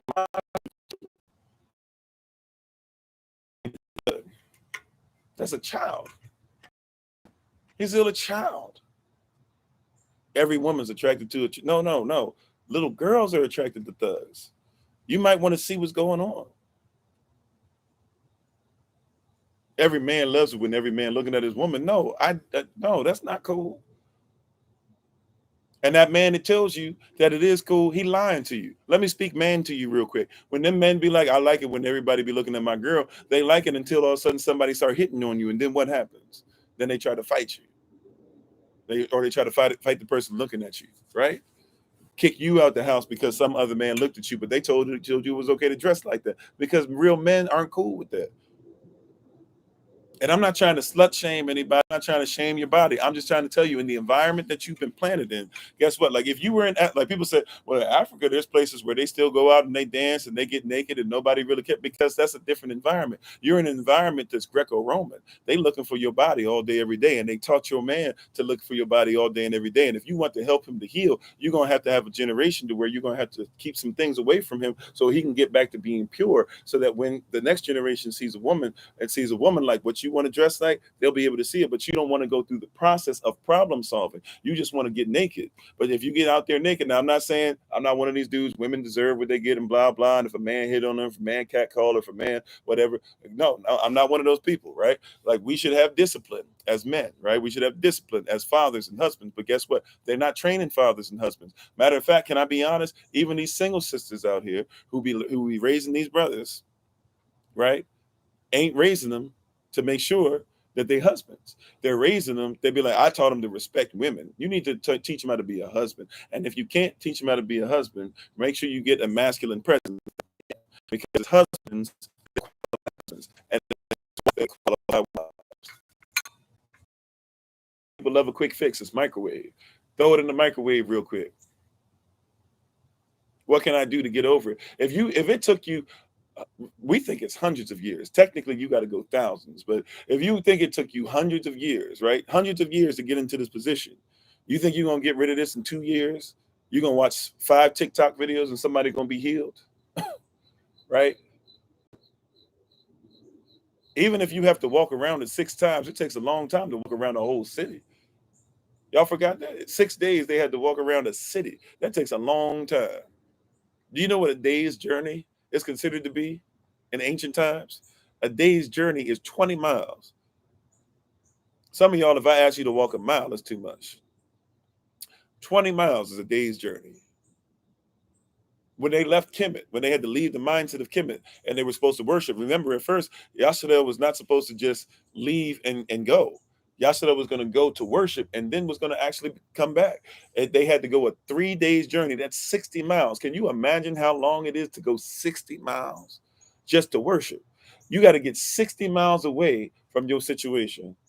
If I were to tell you to walk 60 miles so that you could worship correctly, a lot of y'all would throw in the towel. But that's the mathematical equation. It might take you 60 miles to be able to start problem solving. You got to get that separate from from your diaspora. Your mindset has to get that separate. 60 miles.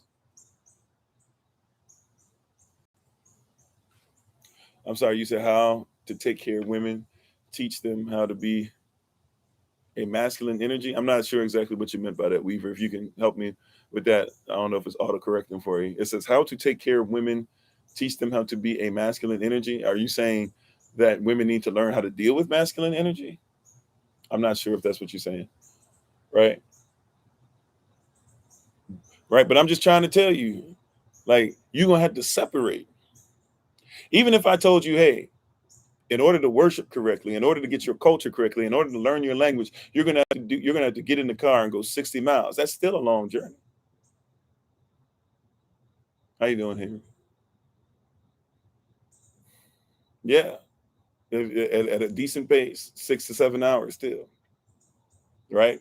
If you walk around the track, when we used to walk around the track in high school, I think that's about usually like 18 to 20 minutes. So let's say 20 minutes was a mile, right? But if you're pacing yourself, it could take you a while. Like you could actually speed walk, at least we used to, and do it in like 20 minutes, right? But think about that. That's the link that it's trying to tell you. You're going to have to do that like consistently, right? You're going to have to actually, that wasn't even speed walking, that was walking regular speed. But we don't consistently try to separate. You shouldn't sound like, see, this is the problem. See, you're missing some stuff in the natural math. You shouldn't sound like something that's made in the laboratory. Things that are made in the laboratory, they're controlled. You shouldn't sound like a modified version of a plant, a modified food, GMO. What's the new term that they got now that they slapping on all these boxes? They gone from GMO, now they added a little twist on it. And I forget what the new twist is. But if you look on these boxes, they started putting new stuff on there as a new law that Obama actually started the whole thing going towards it. He signed it while Michelle Obama was dancing in front of y'all. He actually signed the documentation to allow him to start really doing some really dastardly stuff. And so anything you eating out of the box today, it's game on, right? But you got to realize that's how far you got to be removed. You should sound completely different. You should look completely different. You should walk completely different. Bioengineered. Thank you. They've been putting bioengineered on everything now.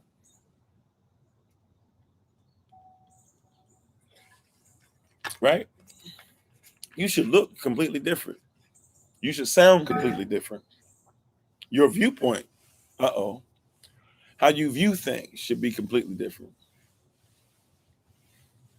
Everything from paint thinner to antifreeze in there, yeah. Mm-hmm. And even if you but the problem is, even if you buy food, I don't care if it's from your Whole Foods, your Sprouts, your Piggly Wigglies, your Safeways, your Giants, your Jewel Oscos. I'm trying to go around the country. I can't remember what everything is, what everybody's got. But, your Ralphs, whatever it is that you got, I don't care what you got. I promise you that, like, you still dealing with a whole bunch of mess that's genetically modified. Just because, see, a lot of people don't even know how to read those stickers that they put on the stuff. They're not, even by law, they don't necessarily even have to have the stickers on there. But they put the stickers on there just to make you feel like you say. But when they put those stickers on there, the number 9 is supposed to mean it's organic. If it's got 5 digits, if the first digit's a 9, it's supposed to be organic. But even organic doesn't always mean what you think it means. Like, how you got organic grapes that are seedless? How you got organic oranges that are seedless? How you been eating organic bananas and most of y'all have never seen a seed in the banana? Some of y'all gone your whole lives and have never seen a seed in the banana. Never ate a banana where you had to either chew the seed or spit the seed out or take the seed out before you got to it. Never thought about it because you don't live in organic. So you're eating modified stuff thinking it's natural. No wonder men are having problems having babies. If all the fruit is seedless. Well, I eat healthy. I love fruit, but you eat seedless grapes. You eat seedless watermelon. You eat seedless oranges, right? The eggplant's supposed to be shaped like a little egg and have a bunch of seeds in it, right? But you want more flesh and you want more out of it, so they grew more. And there's a lot of little seeds, but the seeds really are seedless. They really don't have the same. They don't really pack the same punch that the original eggplant seed does. You said you got organic food in Jamaica. Hey, what's up, Bokwan? Like, yeah. My grandmother, or my mother's side, is Jamaican, in Kingston, right? But we don't know those things. A lot of people don't. You think that you eating real stuff, and you're not eating real. That's why you got to get into growing your own food, or at least getting down with others to grow their own stuff. Oh, see, I didn't even know that about strawberries. Now you done messed me up. My son and I, we see, but we've actually grown, but we've grown our own strawberries, right? But I'm just saying, like, people don't know. People don't know. No, you fine. I'm glad you did. And I got to go study. I didn't. I'm just saying I wasn't aware, right? People don't know. People don't know the difference between, like, watch this. Why is it that you got children that don't know the difference between juice and drink? May I be honest with you guys? This makes me look bad. So what? May I be honest? Pretty much until I got with my wife, I never knew the difference between juice and drink. My mom would even send me to the store and would be like, go get orange juice. And I would buy orange juice. So I thought, and she would just keep telling me, go back to the store, go back to the store. She never told me. She was sending me back over and over again, 4 or 5 times in a row one time, because I was getting orange drink and not orange juice. I didn't even know, right? Something ain't acting right. Now, you say this is the same country, the same system that says that they want the best for you. They want your marriage to work. They want you to be healthy. Go see their doctors, do all this stuff. But they allow you to drink and not juice.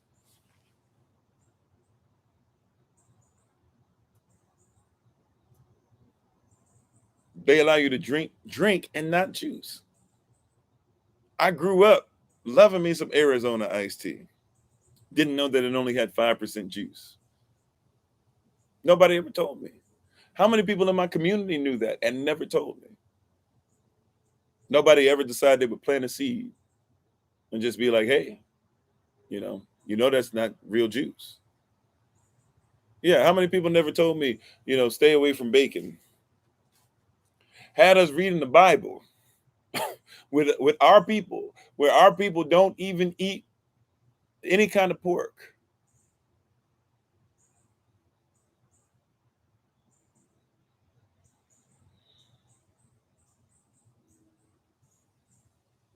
Nobody taught us to read labels. But guess what? Some of us were ignorant. We didn't know any better. So some of our parents did the best they could, right? But I'm just saying, some people did. Like, I grew up with a father that invested.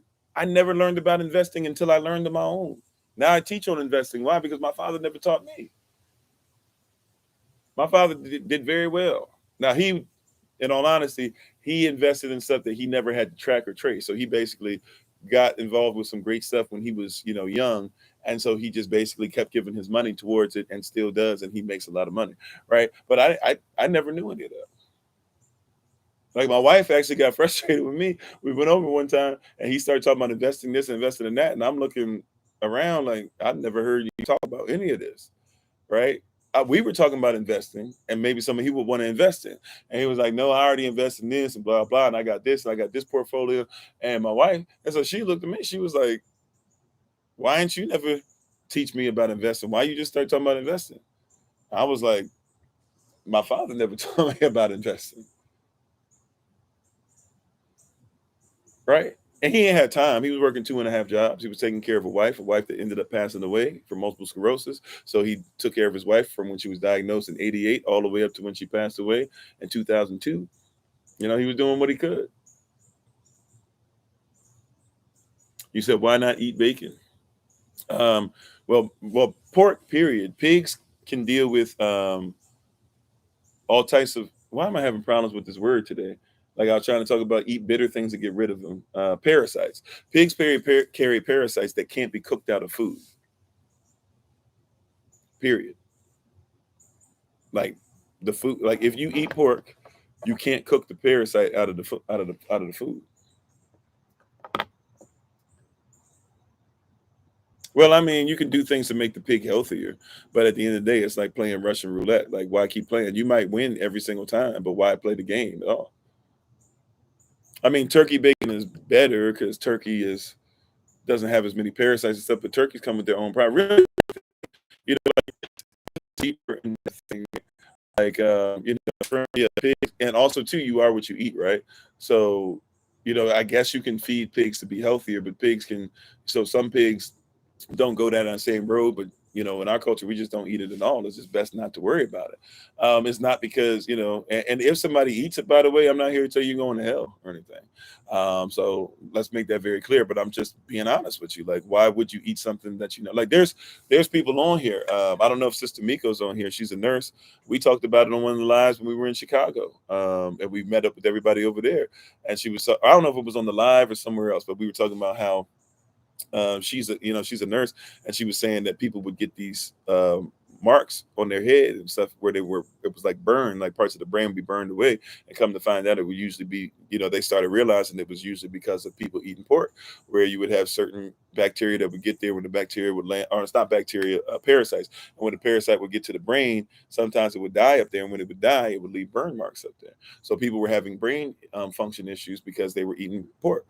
Right. I'm not saying everybody who's ate pork, but there's a lot of stuff that comes with pork. But that's why people say, like with shrimp. By the way, you even got to be careful nowadays. I mean, you didn't have to be, but now because people pollute the oceans, you got to be careful where they're getting tuna from, because tuna's high in mercury. You don't want mercury in your body. When you were in school, y'all remember? See, the math ain't math. They ain't teaching us. They ain't showing us the equation, right? Yeah, y'all says no to pork, period, for reasons, right? When we were in school, you remember.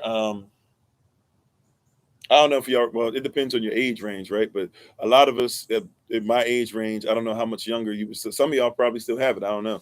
But you used to have mercury thermometers, right? Not the modern thermometers, but you had mercury thermometers. So you didn't have the thermometer built into the wall electronically where you can control the AC and everything and see what temperature it was as far as the number. You have mercury thermometers. If that mercury thermometer broke, everybody had to leave the school. Right? If that mercury thermometer broke, everybody got to grow, right? It don't matter if you was close to it, if you was in the same classroom. Matter of fact, you was in the same classroom, everybody in the classroom got to go see the doctor, right? Like immediately. But that's how dangerous mercury is, right? Well, because of pollution and stuff, mercury has made its way into the ocean. So when you eat a lot of tuna fish, now you eat mercury. It didn't used to be that way. And tuna is supposed to be chicken of the sea, meaning that there's so much tuna out there. It's like eating chicken because there's a lot of chicken. So we eat chicken all the time. There's a lot of tuna. So you eat tuna. How you doing, Sister Betty? They treat it like Chernobyl situation. Yeah. Yeah, basically. I haven't even thought about the Chernobyl situation so long. You just made me go to a place where I started, all this research came back to my mind. But yeah, like, but they do that. But tuna can be mixed with dolphin meat sometimes. That's why you got to read what's in there. They tell you. Sometimes they don't, but for the most part, they actually tell you. But like I'm just saying though, tuna, whatever. There's a lot of mercury in there now. Shrimp. There's all types of stuff. You like a lot of y'all probably ain't heard some of these stories. You know that there's crabs that they found in Baltimore, and I'm somebody that used to eat. I'll be honest with you, used to eat crab and stuff like that. Used to tear it up, soft shell crab and blue crab up in Baltimore and stuff like that. That was my stuff, right? My family still eat it, not my immediate family, but when we go home, they want to get, when we come home and our family, my father especially is very big at opening his home up. One of the things that we're gonna do, even if we ain't gonna have none, he gonna be like, yeah, let's go there. We're gonna get a bushel of crabs, right? Do you know that in Baltimore and the crabs they found because people be out here polluting, and then you got drug dealers that pollute too. So guess what they found in some crabs? They found a bunch of like crack cocaine, dope, and stuff. It was all up in the crabs.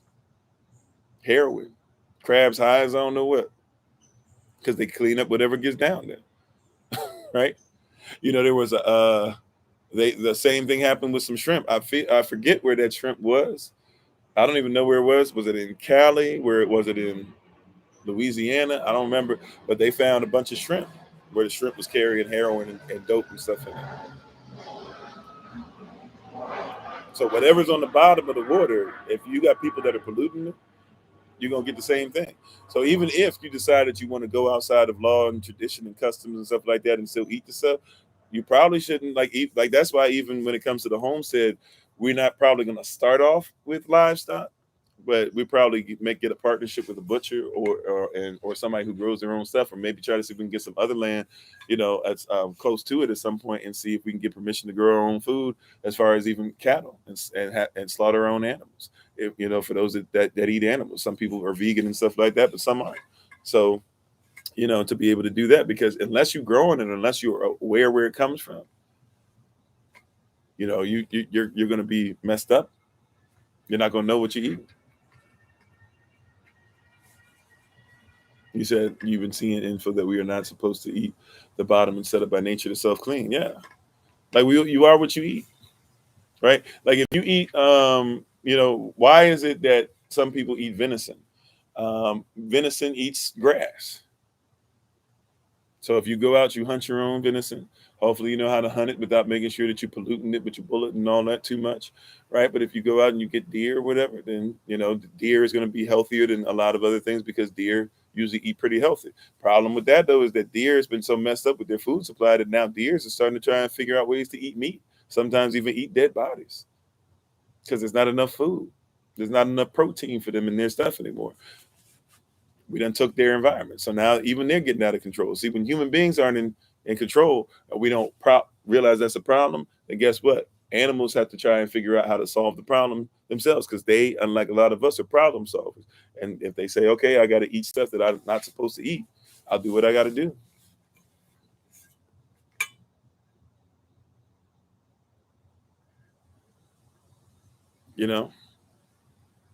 Yeah, I was introduced to venison actually when I was doing the single father thing. I was introduced to venison via can. They gave it to us. I went to a place where they help out families that aren't doing so well, whatever, and they gave it to us in a can. I was like, wow, I never knew you could just get deer meat in the can. It was new to me. I'm my people country. I'm not, right. So I was like, okay, like, but I ate it. And I was like, oh, I guess it's pretty decent. Even though in a can means it came with all types of stuff I probably shouldn't have ate, right? But I'm just saying, you have to recognize what's going on, right? There's a problem and there's natural solutions. It's natural to find problems in order to solve them, and we don't look for problems. I'm not saying, see, and this is the thing. When I say look for problems, people say, don't dwell on this, don't dwell. No, no. I didn't say dwell on the problem. I said look for problems. Paul said something like this: I crucify the flesh every day, right? What does that mean? Every day I look for things that are problematic in me and I solve them. And really, I can't solve them on my own, so I go to the Most High.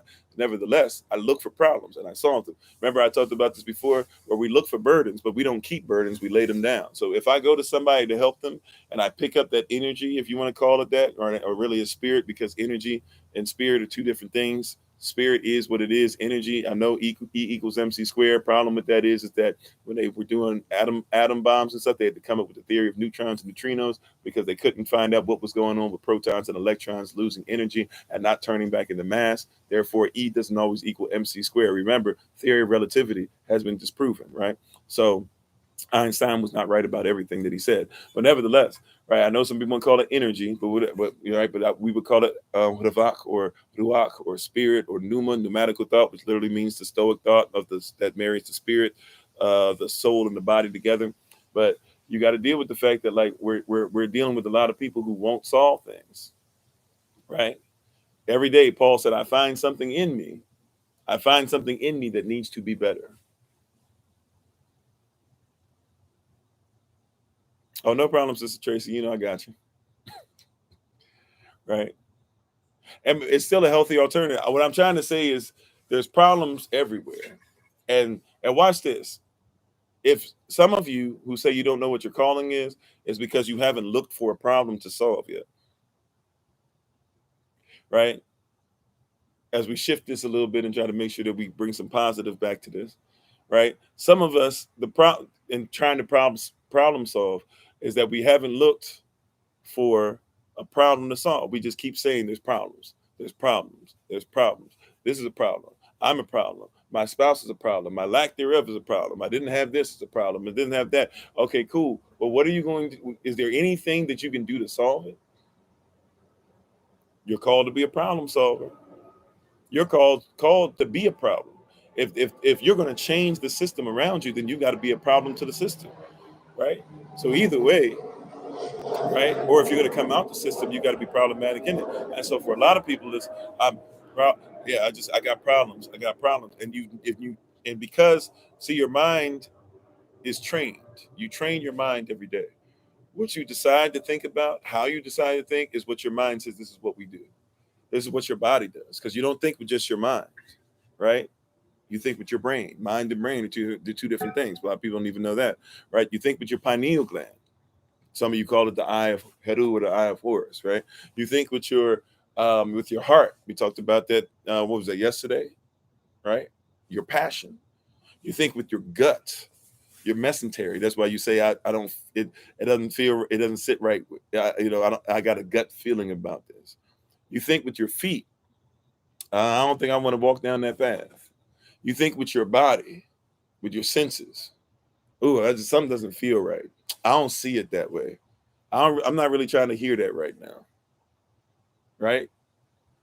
Something doesn't smell right. You think with your entire body. You were taught that you only think with your brain. Problem is you think with your entire body. So now if you only focus on the problem but never the solution, your entire body says we don't solve anything. Now it starts to manifest in your health.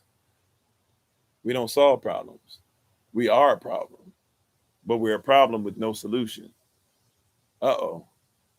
And once again, yeah, exactly. Problems without solutions are lies. So now you lie to yourself when you never solve a problem. If you can't solve a problem, then you lie to yourself, right?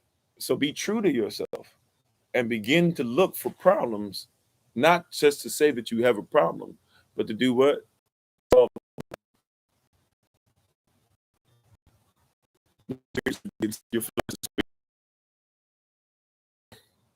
I get what you mean, yeah, right. I'm very into words, so I get caught up on little words. We saying the same thing. We haggling over prices, right? Like that's what we need to do. A lot of people around here dealing with what problems, right? But you're dealing. Some people don't deal with problems. You deal in problems, right? The dope dealer who gives money to the people in his community, that's nice and everything, but you made the money by destroying your community. You don't work out problems. Right? You don't deal with problems. You deal in problems.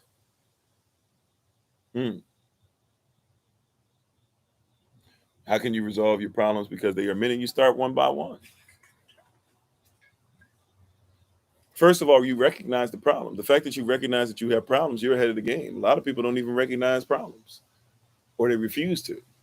but see the problems and see the ones that are easier to hit first, right? It depends on what the problem is.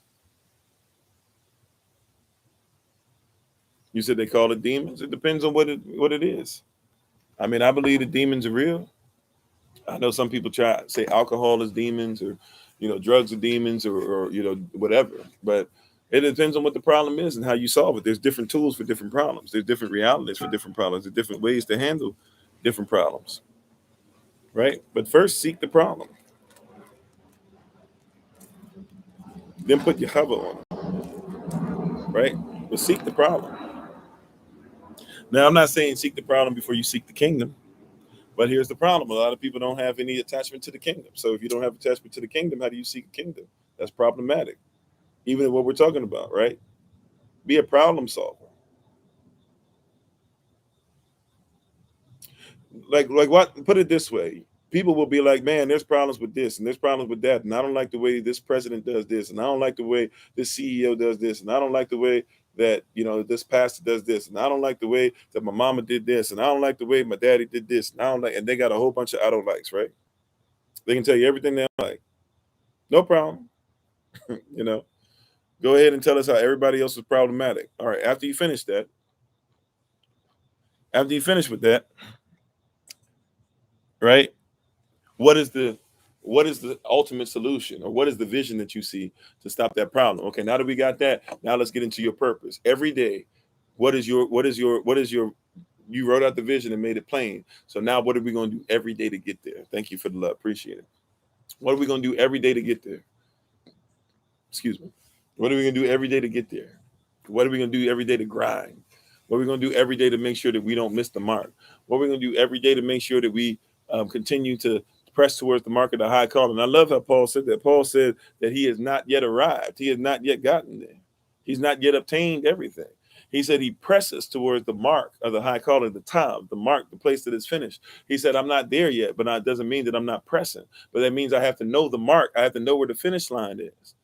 He said, it's a great race, but you got to endure. It's not given to the swift, but those that endure. That's great. He said, press towards the mark, press towards the finish line, endure. But guess what? People don't have endurance. It's hard to have endurance when you don't have a vision. And it's hard to have endurance when you're not exercising every day. People who run a 5, or what is it? 5K, 4K? I don't know. People who run marathons, right? If you run a marathon, you're not going to run a marathon just because you decided you're going to run a marathon. You're going to run a marathon. Why? You're going to run a marathon because you trained. And the hardest part of running a marathon is training your mind. You know what happens when you run? I don't run as much as I used to, anywhere close to what I used to. Matter of fact, I don't really run that much anymore, if I be honest. I walk, but I don't run. Right? However, if I can say it like this, you said call you Cecil the Turtle. If I can say it like this, when you run, you have to problem solve, and you have to have mental capability. Your body has to be able to have a thought process. You know what happens when you run? You run, and your body is going to, at some point, especially if you're running long distance, your body's going to try and shut down on you. You know that? Like, your body's going to say, we're not really designed to run this long. Your body's going to say, well, this is not what we do. Even if you do it every day, your body's still going to try to have a conversation with you. It's going to say, this is not what we do. Right? It's going to say, I don't know the value of this. I don't know. You're telling me X is to run, Z is to get to the finish line. Why are we doing this? Right? And you're going to tell me X is to run, Y, Z is the finish line. Why are we doing this? That's what your body's going to say. Right? And so your body's going to shut down. Your body, you got shin splints, all types of stuff going on, whatever. And what happens? If you're going to keep running, you're going to have to tell your body, I know that this is a problem.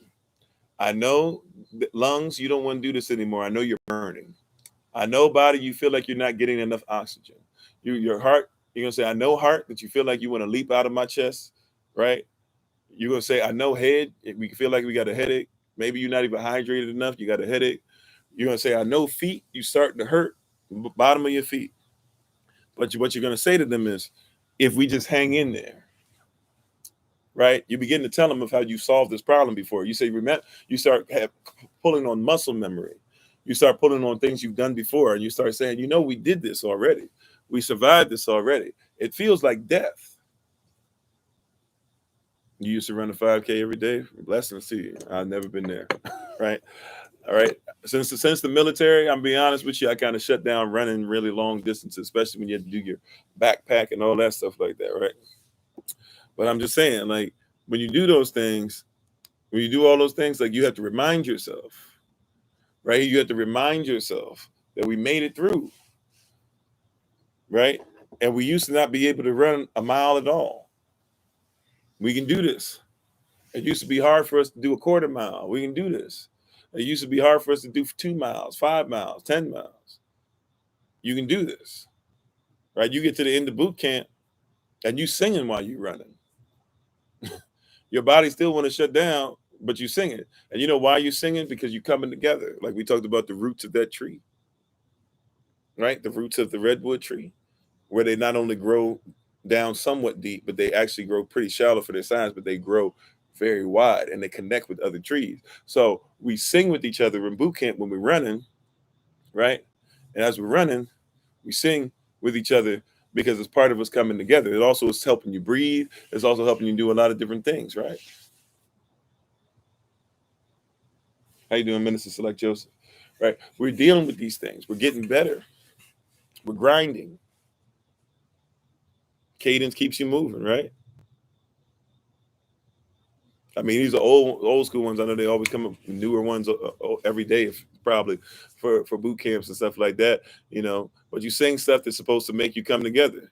So you sing stuff like, well, I was in the Navy, so you sing stuff like, "Mama, Mama, can't you see?" Everybody repeats, "Mama, can't you see what the Navy's done for me?" And right, whether you're marching to do it, "Mama, Mama, can't you see?"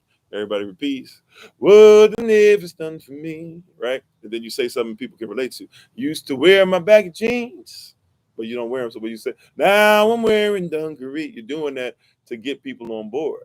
And so you do it even faster when you run, right? It raises the morale. It causes you to breathe. It causes you to fall in line. You start seeing people smile. People love the songs. They identify with them. Next thing you know, like I've been out of the military for years, right? 2006, been out, but I can remember certain things that we sung in boot camp, right? And I was in boot camp years before I got out, right? But those are the things that we do, right? You know, I can't remember. There's one I used to like. They do your left, your right. I can't remember what it was. It'd be like, you lift your right, don't get on the step. You lift your right, your left, right? And you'd have to repeat whatever they say. I can't remember, but there's a lot of them. But they still come up in you. You know why? They come up in you because it was instituted. So now, but guess what? When I would run on my own, guess what I would go back to? I would go back to that seed that was planted. Even though I'm not even in the military anymore. If I'm struggling through something, every once in a while it'll come to me, right? My mom has passed away and I'll be doing something, and in my mind, somehow, some way, that song will come back at the right time, or that cadence will come back at the right time, and I'll be talking about, "Mama, Mama, can't you see?" I'll even think about, what the Bible's done for me, or something like it'll be thrown in there, like it'll feel random. I know it's not random, right? But some people might call it random. It might feel random to some, but I know it's not random, right? But these are experiences that I had. They helped me to keep on moving. They helped me to keep moving. They helped me to keep growing. Right? And it's ways that I'm able to solve the problem. They gave me a tool to solve the problem. Right? They gave me a tool to solve the problem. Well, I was never stationed on anything for 6 months. I did a little bit, I guess, on the Big E. Did a little bit on the Enterprise. Touched on the Blue Ridge, but really never was on the Blue Ridge. Right? You probably know where those places are that I'm talking about. But yeah, I did more land stuff. I mean, I was over in Afghanistan. Was trained with Marines and things like that. Didn't really go to Iraq. Praise Yah. Didn't want to go. Right. Stationed in Pearl Harbor, stationed in Little Creek. On the NS, we're doing NSA stuff. Stationed on Naval Station there, Norfolk. I don't know what it's called now.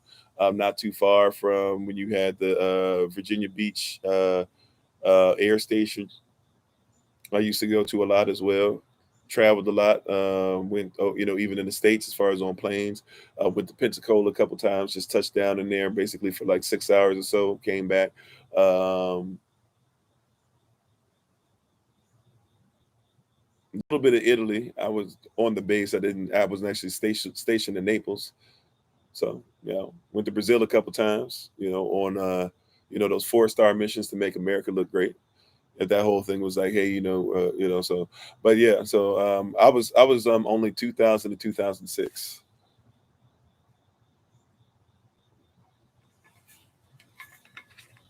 right? And I was in the time where, so there was only one boot camp. I don't know if they do multiple again, but they only have one boot camp in Great Lakes at that point. I know they used to have one in San Diego and one in didn't they have one in Florida, right? Weren't there 4 naval boot camps at one point? Something like that. But yeah, so I wasn't in that long. Right. I was glad to get out. I actually was allowed to get out early.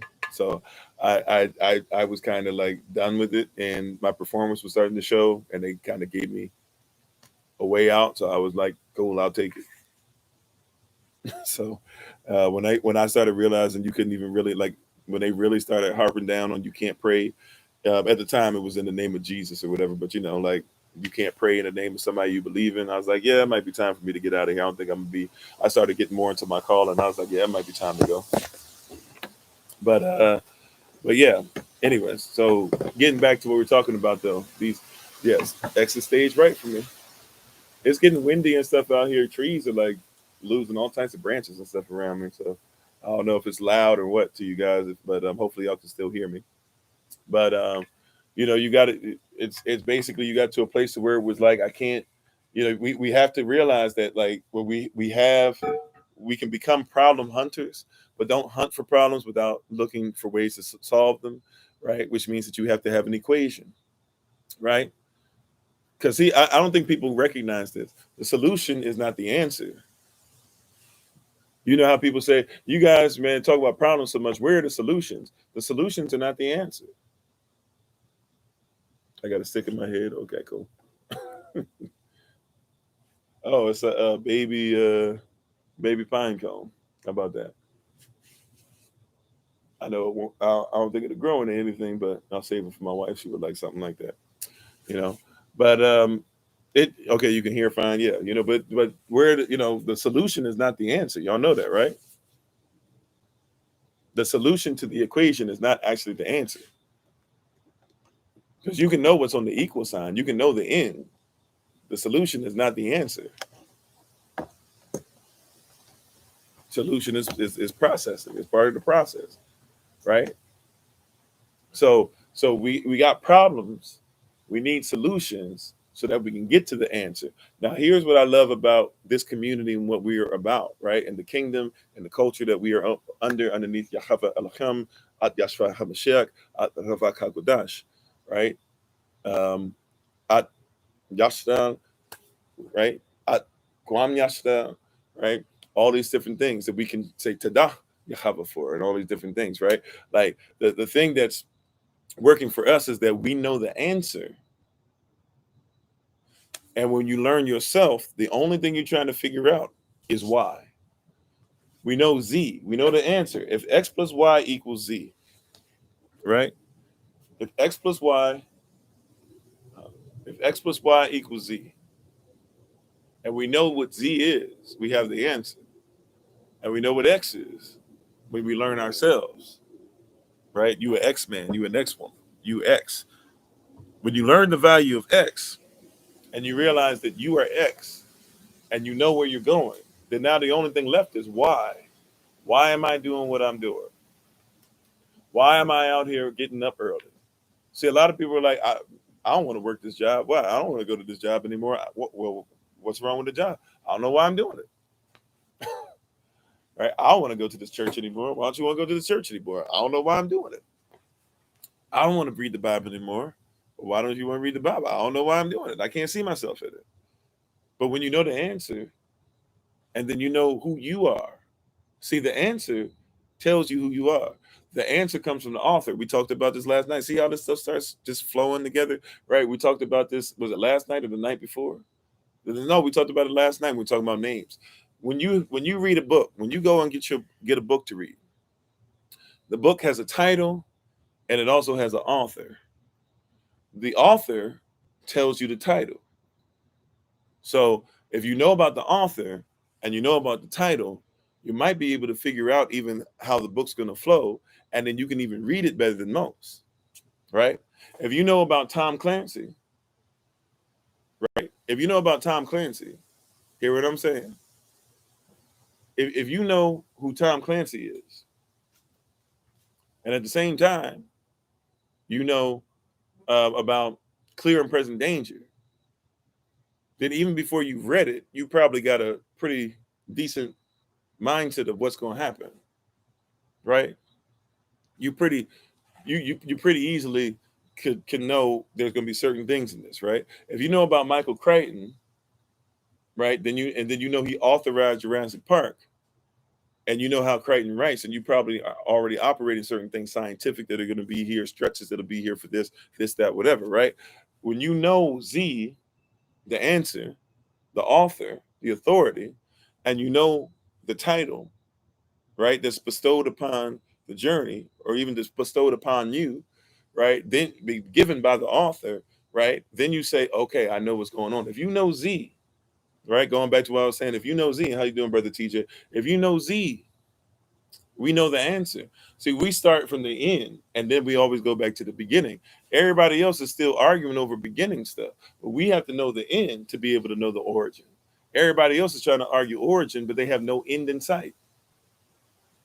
That's a word right there for somebody, right? You're dealing with a bunch of people, whether it be your family, scientists, religious zealots, whatever you want to call people, whatever you're dealing with, people that you just can't stand, people that you want to do better, whatever. You have a lot of people that keep arguing over beginning something. Some of y'all don't ever start. Have you ever thought about that? Some of y'all never start a project. You never start a project. You never start a project. Yeah, feeling, breathe, move. Oh, okay, amen. Yeah, right. The culture, the habits. Culture leads to beliefs, and beliefs leads to Culture leads to beliefs. Beliefs lead to emotions. Emotions leads to feelings. Feelings lead to moods. Moods lead to habits. Culture leads to belief. Belief leads to emotion. Emotion leads to feelings. Feelings lead to mood. Mood leads to effort or energy, and effort or energy leads to habits. Amen. Amen. Right? How you doing, trumpet sounds? Which, by the way, great reminder. We're getting ready to get September 25th. Don't forget, 2:00 p.m. Join us on Zoom. We've been trying to put information out. It's on TikTok. It's on YouTube. On YouTube, we even have the Zoom link on there for you as well. So get on there and make sure that you're ready for the 25th shofar, right? But we have to recognize, right? If I know the end, then all I do is go to the beginning. And now when I go to the original, see, because we don't realize, see, once again, we got to step back into Romans 8:11, right? Part of our affirmations. We got to step back into stop focusing on temporary and focus on eternal. You are not a temporary being. You're an eternal being. Even if you're somebody that believes that all you're going to do is turn to grass, well, grass gets ate, and when it gets ate, it becomes part of a body. And when you can become part of a body, then you're part of whatever ate it, right? And even when that thing dies, however it dies, you keep on moving. So however you want to look at it, you're still eternal. You're without end, but here's the problem: you're without beginning. Your beginning, your origin, only comes through time. Right? Your eternal origin is something that has no beginning and has no end. So if I learn the end, then I already learned the beginning. And if I learn the end and the beginning, then I already learned the middle. Problem is that we're stuck in time. So we can look at the end and we can even start to get the beginning, but it's hard for us to be able to figure out where we are now. Because we see in part, we know in part. Right? We see in part, we know in part. So we're partial to things. You ever heard that? I'm partial to this. Yeah, you're partial because you only got part of it. You see in part, you know in part. So you're partial to something. These words are there, right? But the way it works is if I know the x plus y equals z, if I know the end, then all I do is I go back to x, the beginning. And what's at the beginning? X is me. I'm at the beginning, right?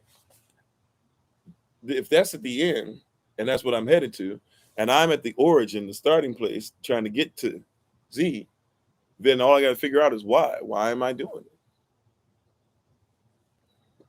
Why am I doing it? Right? Why? See, if I know, once again, so if I know the end is to have a successful marriage, right? So death do its part. X is, this is what marriage actually started off with, is in the beginning. Then why am I participating in things that aren't going to help me to get to marriage? Why am I going to do anything that's going to take me away from the origin that's based on the end? That's what a blueprint is. If somebody writes out a blueprint, they write out the blueprint. Are you supposed to follow the blueprint, or do you do whatever you're supposed to do? You go to the blueprint and you establish the end first. What's Badashat mean again? Badashat, Bet, Aleph, Resh, Shin, Yao, Tav. It literally means what? It means the son who comes out the right family, who's one with the Father, has become our head by being destroyed, being led by the Holy Ghost to the cross. That's what the word in beginning means for us. And Avda, or what we call Hebrew. They gave you the blueprint. And then what happened? Yashua came and did exactly what's there, so that now, because of what he did, all he got to do is wait for you to declare his word across the earth. Matthew 24, verse 14. And once you declare it upon the earth, then it says he's coming back. No man knows the day nor the hour, because that's on you. But he told you the end. He told you what needed to happen. He told you, Matthew 24:14, preach what I told you. Preach one interpretation, and make sure it's preached throughout the whole cosmos, this whole wicked system, so that everybody who hears it has a chance to be able to come out. And once that's the case, and everybody's on the same page across the world, I'm coming back. Once you know that, you go back to the beginning. You say, oh, I need to make sure that I'm giving this word to everybody. Right? I paid attention to the end. I want the end to come as soon as possible. I went back. Thank you, Todd. I appreciate that. That's the first gift I think you've given. Thank you so much. I went to the end, right? I realized what was going to happen. I went back to the origin. We wrestle not against flesh and blood, but against principalities. Principalities mean origins, kingdom origins even. So I went back to the origin, the principality. And now I ain't worried about flesh and blood through the rest of it. I'm just trying to make sure I got that full armor on, and I'm ready for whatever I need to war through, and I'm ready for the suffering of this present time. In the middle is not worthy to be compared to the glory which shall be revealed. But the truth is, the glory was revealed when he already told me the end. So when I went back to the beginning, knowing what the glory was, I'm not focused on anything that doesn't bring glory. Come on, somebody, right? I'm not. If I know what he revealed, right? If I know he said you're gonna speak this word, and I'm gonna take care of the rest. When I got to the beginning, I don't know what's gonna happen in the middle. I didn't know I was gonna go to jail.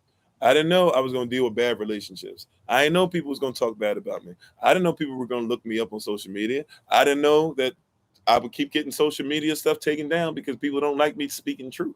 I didn't know that I was going to try and be a historian. I thought I was going to be a musician, and that was going to be it. I've still been trying to get my album out here, right, to just make sure I get it to y'all, and it's pretty much complete. But every time I get ready to do it, something happens because it's not time yet. I thought that that's all I would do for the rest of my life was play music, be behind the piano, nobody know my name, but I'd be straight, I'd be taken care of financially, and I would be okay with that. That was it for me.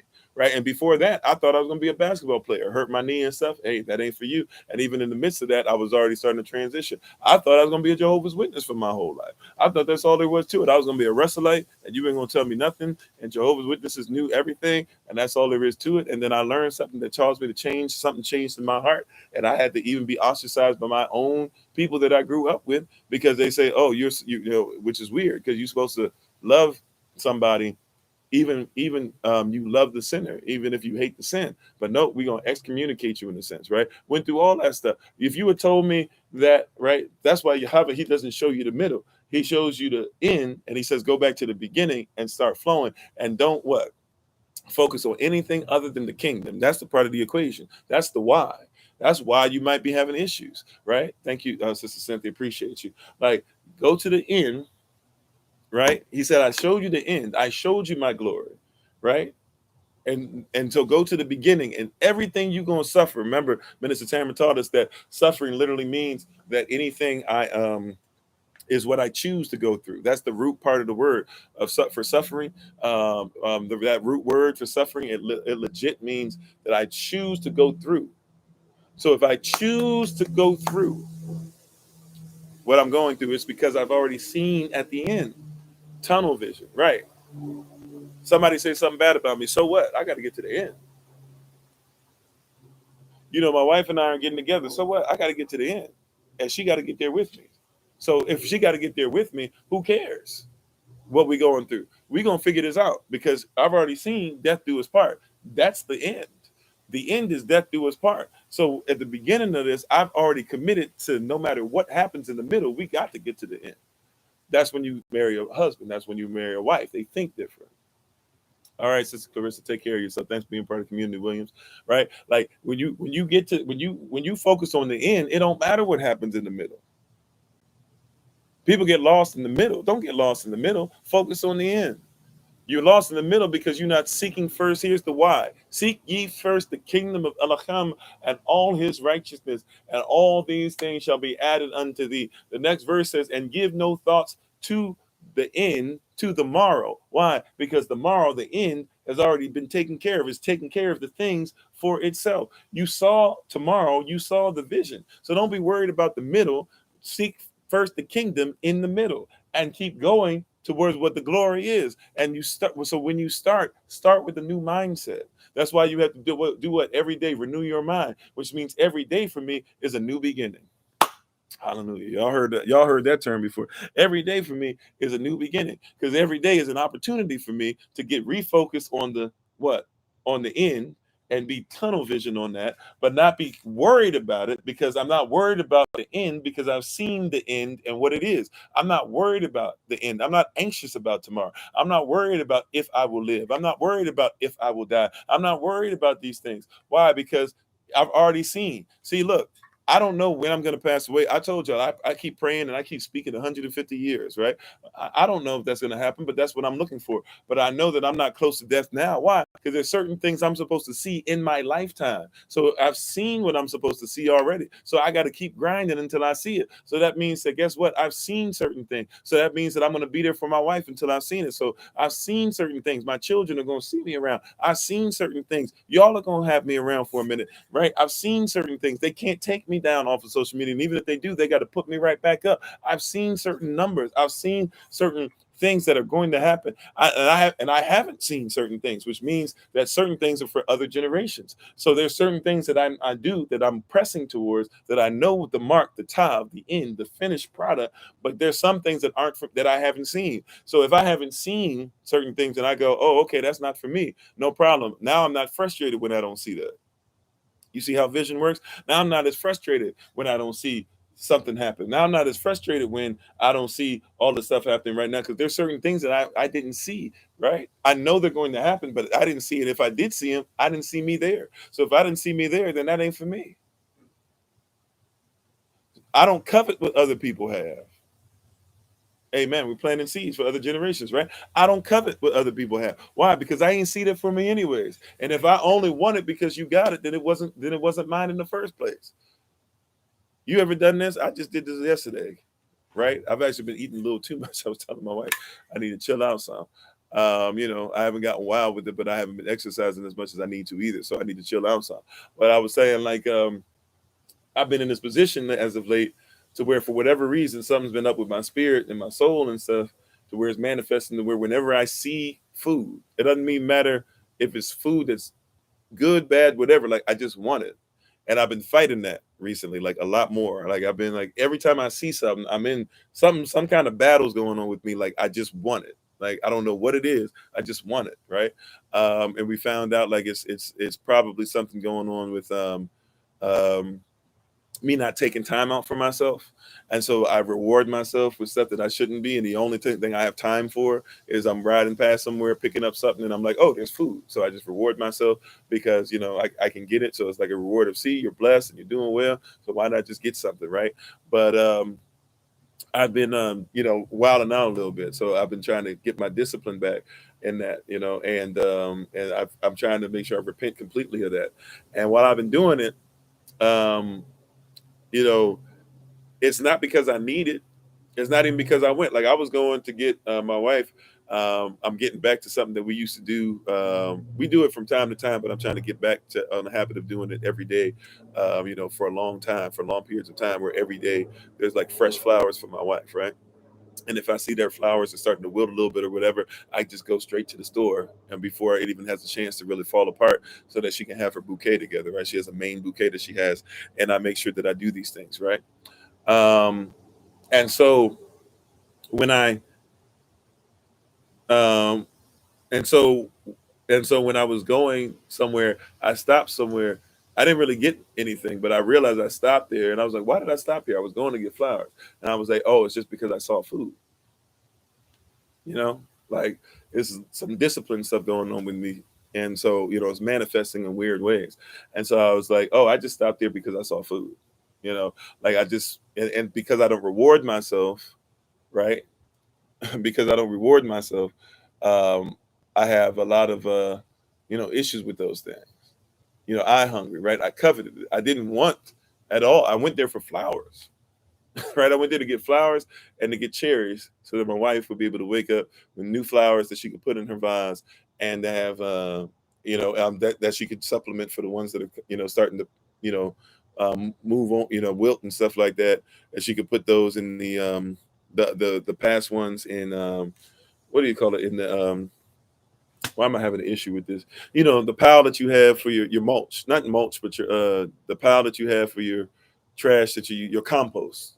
So she could put them in the compost heap, and she could put some new ones to be able to replace the ones that she's putting in there, right? So that's where I went there for. But because I saw it, I wanted it. It wasn't my vision, my purpose, my Z. Excuse me, my Z was what? The end was supposed to be go get flowers, go get some cherries, let her wake up to something she likes. That was supposed to be it, right? But because I saw something I coveted, right? It had nothing to do with me. And if I had gone all the way through with it, I would have what? I would have ate something, and it would have been pretty bad. I mean, I would have gotten the healthiest stuff that they had there, but they don't cook it in a healthy manner. So I would have ended up as like a Chinese joint. So I would have ended up getting jacked up, right? And so like the same thing, like you got to be careful in life. A lot of times you're going towards something, but because you're focused on what other people have, you're not focused on the end. You started off in the right direction. You started off being like, yeah, I'm just going to do what y'all told me. I'm going to do this for my children. I'm going to make sure that I've got more money. I'm going to do blah blah. I'm going to get this. I'm going to get that, right? Like I was going towards Z, right? I know that whatever X is me. I went back to the origin of who I am. I started off right. I was going towards Z, but then there's a why. Why am I stopping at this place? Because you craving what somebody else has. You're not right? You're craving it. And guess what? You're not craving it because you need it. You're craving it because somebody else had it. If you hadn't seen it, you wouldn't have wanted it. Don't focus on it. If you hadn't seen it, put them blinders on. That's why you got to be extra disciplined, especially in these times. I can't tell you how surprised I get when we go to hotels and stuff like that, and we watch television for the first, because we don't really watch television. We watch YouTube stuff like that. So when I say television, we don't watch the stuff that is mainstream like that. We watch whatever we feel like we're led to watch. And then, man, you're like, what is this? Like commercial. I told you about that there. So whatever that is with Jennifer something, and commercial. Like my son is like looking at us weird because every commercial, I swear, like, and I'm not joking. Well, not every commercial, just about. I'd say, like, no lie, 70% of the commercials. And look, it's okay to have whatever you want to believe and all that. I'm talking about 70% though was nothing but what? Gay men, trans women, trans men, lesbians, people that you can't tell what they were, people, what, and it was like, for what? People in furry suits, furries, people into stuff like that, bestiality, but they don't want to admit it's bestiality, right? And all these different things. And I'm just like, what is this? You know what I'm saying? I'm like, what in the world? But he was looking at us, and he was on his iPad, but every once in a while he'd hear something and poke his head up. He'd be like, what is this stuff? And I said, yeah, we got to stop watching this because, This is wild, right? But right, it's like, but I go somewhere and it's not, and you're not. That's not what we went there for. We went there to enjoy life, to get away, from a little bit, because we're always traveling together with a big family unit. So we were like, okay, we'll just get, to the, immediate family. We'll go somewhere. We'll do something together. We'll take time out. But all we did, we tried to turn on the television. We ended up connecting the iPad to the HDMI, through the HDMI cable to the television, and watching stuff on there, because at least we could control some. And then even on that, there was stuff that I never heard of, right? So, we were like, well, let's try this this red something, turning red thing on Disney Plus. Couldn't even make it past the first 10 minutes because everything was hyper little girl stuff. And my son is just looking like, and I'm looking like, and everything's about, I like this boy, this and that, blah, blah. Like everything was like, I like this boy. And I don't even know what the movie's about. We had to turn it off. It's just too much, right? Like everything was like, it's just too much. It's too much. Just throwing it at it. Even in the movie 13 Turning 30, a lot of homosexuality, because they're doing the fashion thing or whatever. But I'm saying all that to say, like, be careful. Like when you're on your way to your Z, towards your end, and you start off at X, it's going to be real easy sometimes to see something and you didn't even want it. It wasn't even part of the equation. It wasn't even anything you needed. But now because somebody else has it, you want it. Right? Be careful. Be careful. Just because you might have meant well on the beginning of your journey, but it doesn't mean that you can't run into something that you weren't supposed to see. Be diligent. Be faithful. Be disciplined. Right? Be disciplined. I know everybody says, oh, let your child needs to experience life. No. They need to experience. When they say that, what they mean is your child needs to experience whatever. Like your child needs to experience life and more abundantly. And that comes through the door, who is Yeshua. That doesn't come through everybody. That don't come through all things. Paul said, look, man, I can do whatever I want, right? But all things ain't righteous. All things ain't expedient. All things are not going to get me to where I'm supposed to be. You have the right. You have free will. Do whatever you want. But realize everything you do ain't lawful. Even if it's legal, some things ain't lawful. I was thinking about this the other day, right? How they have people go to prison and stuff. And some of these prisons and some of these jails and prisons, usually prisons, more so than jails. But some of these prisons are places where of course, black men going to be messed up out here. You putting them in prisons, and all men that go to prison go through this, right? Of course these men are messed up. You putting all these men in prison. Guess what they make you do? When you go to prison, they force you already to be in homosexuality. Ladies, y'all have similar experiences to this as well, right? But when you go to prison, they force you to be in homosexuality. What you mean? They don't force you to do that. No, they do. You know what they're going to do when you go to prison? Strip naked in front of these men. Excuse me? Strip naked in front of these men. Not just the prisoners, right? But even the people that are supposed to be the prison guards. Strip naked in front of them. Why? Strip naked. Okay, we got to check to make sure you didn't sneak anything in, right? Squat, cough, lift up your sack. This stuff they tell you. I've been there, right? Spread your cheeks. You know what it is for a man that's been straight his whole life, who's already afraid that he's coming into something to where somebody might try to take his pureness, his chastity. See, I don't think sisters be thinking about, like, sisters, y'all think about it in your way too, right? Brothers, like somebody in that situation, there's brothers in there that they never gonna see a woman again. They take people's chastity. They take it just to control. He hasn't even made it in prison yet. He hasn't even gone through. He's in the prison walls per se, but he's not even close to even having his clothes yet. Get naked, lift your sack, spread your cheeks. Right? They got to be careful with stuff, right? Lift your tongue. People be doing stuff, but I'm just saying, like, all these things. Then after they finish it, they tell you to basically be, if you in the military, they used to call it nut to butt. Real talk. They used to call it nut to butt. What's nut to butt? Nut to butt. Hey, toes. They said I don't want any spaces in my line, heel to toe, nut to butt. So this man now got to stand behind another dude, and his toes. I never did it. I got in trouble for not doing it. But his toes have to touch another man's toes while both of them are naked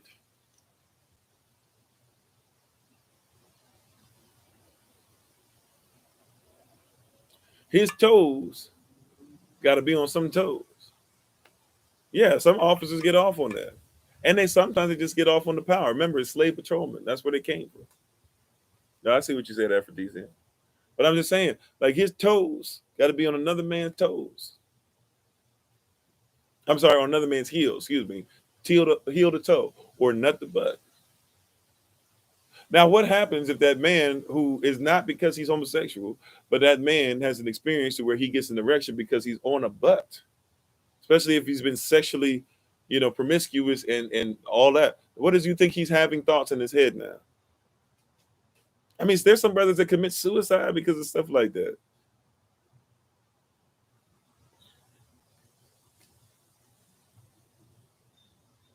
I mean, that's before he even gets in there, finally gets his clothes. And then gets his clothes, and now he's afraid. They already stripped him like that. And that was the people that were in charge of the prison. Now what about the people who are the real criminals and the ones that might be serving life sentences? And they trying to figure out where they're going to send them to in the country, some of them in the world, trying to figure out where we going to send this dude to next. He done served 30 years. He about to go somewhere else because he's and after he finished that, he got 2 more states to still fulfill stuff before he can even think about coming out. What do you think goes through that person's mind? And if he try to do some stuff where he like that stuff that y'all be hearing on movies or comedy stuff, don't let nobody fool you. But they be saying stupid stuff like, "Oh, I'm gonna make sure I just don't shower, and I'm gonna stink, and I'm gonna poop on myself, and I'm gonna do all this stuff." No, you're not. You know why? Because they'll kill you. They'll kill you for that in prison. Don't play that. Right? They will kill you for that. Because that's disrespect. Remember, what's a man's number one need? Disrespect. I mean, not disrespect, respect, excuse me. Right? So you put him in a position where you disrespected his manhood from the beginning. You planted the seed. Can you not see how that's a problem? I don't care if somebody only spends 2 days in that, or they spend 2 years in that, or they spend 2 lifetimes in that. At the end of the day, all of them are going to be messed up by that experience. And problem is if my math adds up again, I believe 1 out of every 4 black men are going to be arrested at some point in their life, which means they have the potential to go into that situation, especially if they can't get before a judge before it's Friday, before the weekends, before it's time to go into the weekend.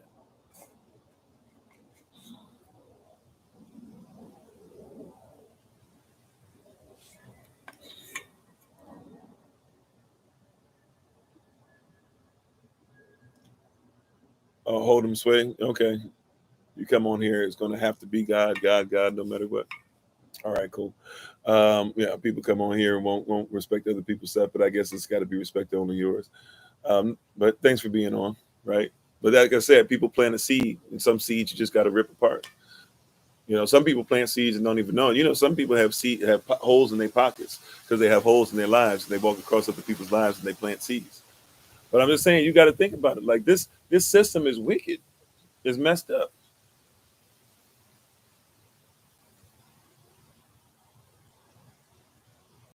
Right. You should count you 3/4, please, hiding from the slave enforcement. Yeah, I mean, if you can't. And the crazy part is that it was it was a black person who put me in the situation I was because they basically just didn't like me at that point and lied. Right.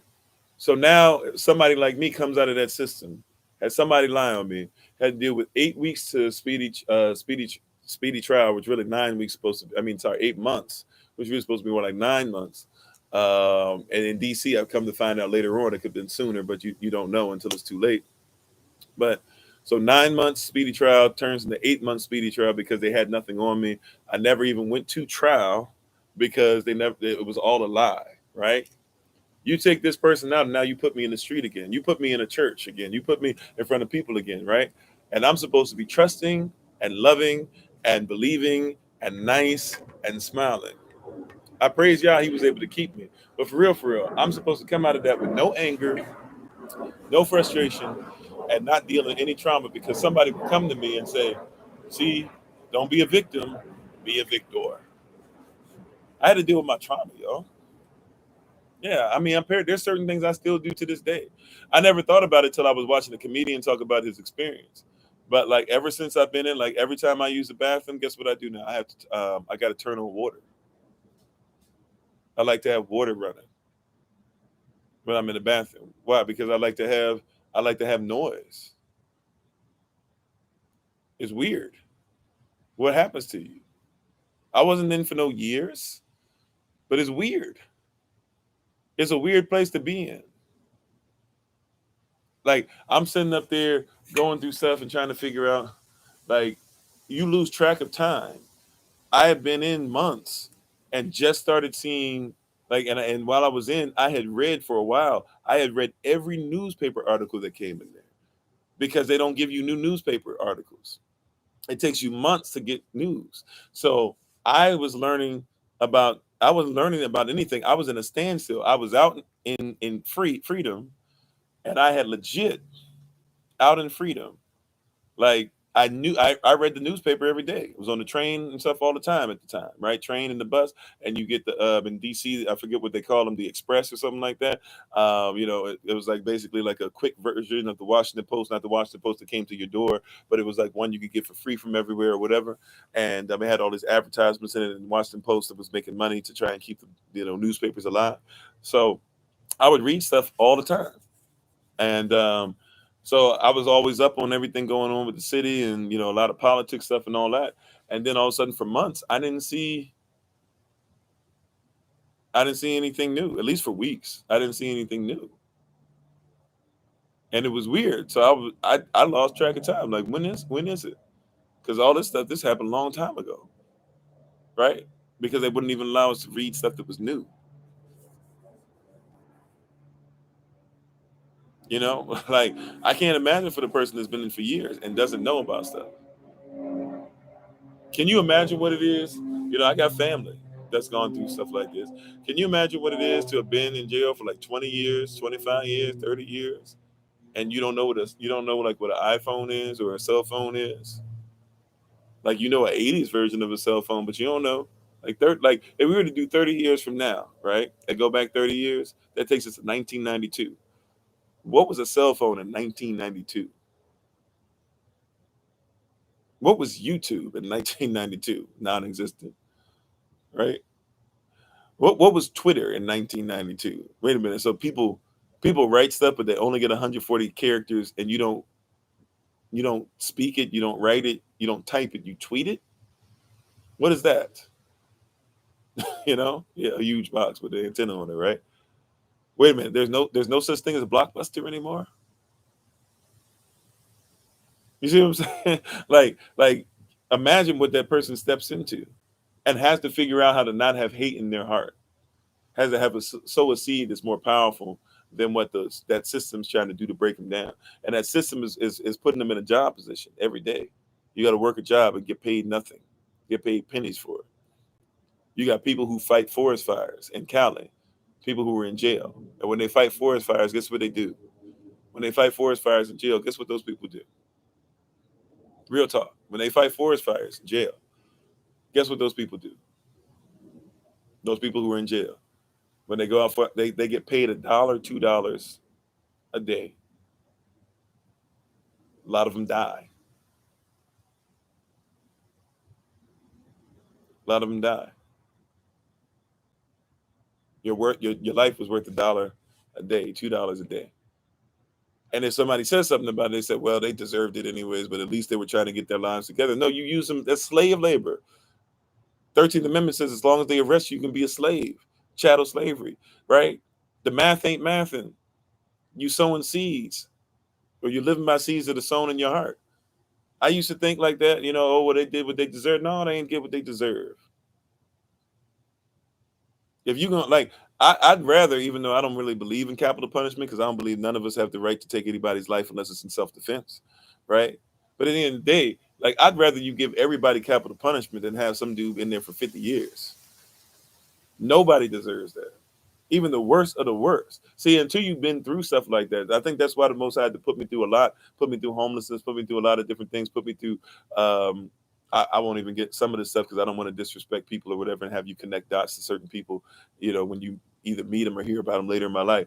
But like, I promise you, like, I've been through a whole lot, but it's taught me, right? I've traveled the world and seen a whole lot, and it's taught me, man, like, that when we say things, these things are real. But for the grace of Elohim, go I. Like, if it wasn't for His grace, man, I'd be a lot less. Like, then, I would not be here if it wasn't for a lot of things, and I would not be respectful. I deal with people that don't have a lot differently than I did before I was homeless, because I know what it is, that all you got to do is just not have a job. You not have a job, you on the street. And don't be not have a job and got 3 babies. And then the only job you can get is playing music at a church. You're thankful for it, but you're only getting 175 a week. So you're hoping you can get a music gig here or there, $25. See, a lot of y'all be thinking all musicians can pay like $500 a week and something. No, like, you get paid 170, which is a lot more than some get paid. But 175 a week, then they move it up to 200. You're like, cool, I get $800 guaranteed a week. My rent is 600. Now what am I going to do? Maybe because I'm doing a lot of great stuff in the community, others will help us every once in a while. Children still got to eat. Can't afford to do laundry. You can do laundry like once a month. So guess what? I had to learn how to I had to go and get sticks, like really long wooden sticks and stuff. Had to learn how to make sure that I did my laundry in the tub. And it didn't come out bright, but it came out clean. Had to sit up there and squeeze it out. Had to make sure that I learned how to, have stuff. And I didn't want to put it outside because I didn't want my children, everybody thinking to know how poor we were. So I had to find creative ways to be able to dry it on the inside of the house. Tub was never clean, right? But it was clean enough that they can go ahead and take their showers and stuff. They couldn't take baths, so they had to learn how to take baths when they were really little. I had to learn how to take showers when they were really little, because I can't have you in the tub with all this dirty water. Put them ceiling fans, all types of stuff, ceiling fans, air conditioners, had them outside, had the clothes connected to the air conditioning outside, had to buy air conditioning because we didn't have central air. So I had to, find a person that basically like was willing to give it away, get it for like $20, that had to learn how to get a rig and put some bad pieces of wood and hope that the wood was going to last, because I was up on the highest, third, fourth floor. So make sure that like the wood was just enough to where I could close the window and try to, jam the window down and put a stick in it because the window really didn't work right. Like, you learn a lot when you go through stuff. You start realizing that like you had to get there. One or on the radiator, yeah. Man, how many times I burned myself on the radiator? I don't know what there was about the radiator. I rebuke the spirit of radiators now. Right, right. We were close to Anacostia, 3754 MLK, right where Martin Luther King meets up with. I always forget the name. Is it Southern? Right where Southern and MLK come together. And if you keep going down MLK turned to the sun. Is it, or it becomes Southern where MLK and Southern go together, or something like that? And if you go this way, you actually start going in the Southwest. Nowadays, I don't go there that often, but I still come back. And sometimes I've even preached out there on the corner. Sometimes there's a group of preachers that go and preach out there every Saturday or every other Saturday, and they give out stuff to the community and stuff over there too. Pastor Curtis, if you ever get a chance to go down there, check him out. They go out there on Sabbaths, right at the gas station. There's a gas station when you're going over into, what is that, Eastover? And I think they changed it, but it used to be across the street. There used to be, because I used to shop there, there used to be a flea market or a swap meet or something over there, like a Goodwill, but it wasn't called a Goodwill.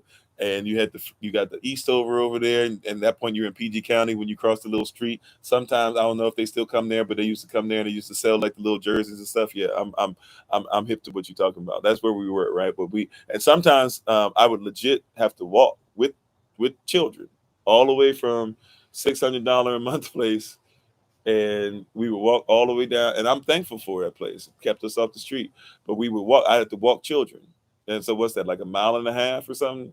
And they'd have to walk in line, be obedient, because I couldn't afford the bus. And we walk all the way over to Eastover, and then I'd take groceries, like a whole bunch of groceries on both hands, right? And I would carry them back, right? Sometimes we had to take a break here or there, and it might take us 4 or 5 hours just to go grocery shopping. and we weren't grocery shopping at no Whole Foods. That was the best I could do was Giant. So every once in a while we could go over to Giant and get some food, right? And it was usually a lot of canned stuff, things like that. But a lot of times, because I could only do that every once in a while and put that stress on their bodies only once in a while, I had to do that. Heck, when I was going to church, I was the interim pastor over a church, and I used to go. If you're familiar with DC, on the Green Line, I forget what's the end of the Green Line. We used to go to Clinton, Maryland, but that's not the end of the Green Line. The end of the Green Line, you got like Southern, and then you got something else at the end. You get off whatever Branch Avenue. You get off at Branch Avenue, and you would get out there. And sometimes we have a ride, sometimes we wouldn't. So you get off at Branch Avenue, and we would walk from Branch Avenue all the way over to Clinton, Maryland. What's the name of the street? I can't remember the name of the street. But we would walk, and we would walk, and we would walk, and we would walk. Right?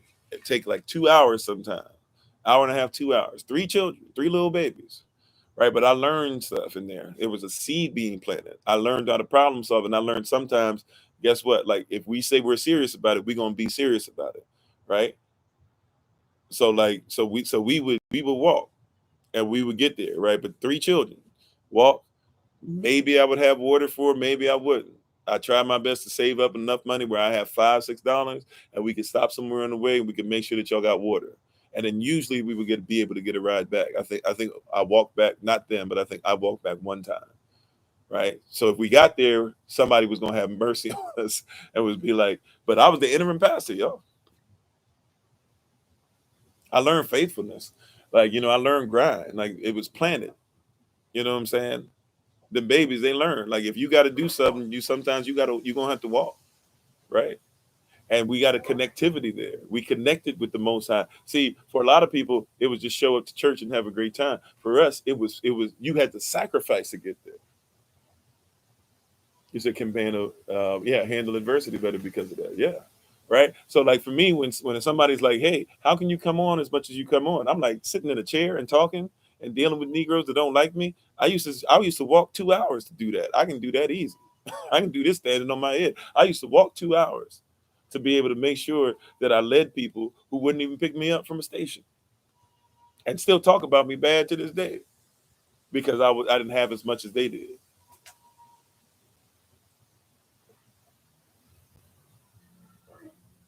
You know what I'm saying? Like this is easy. This is easy work. I get to preach.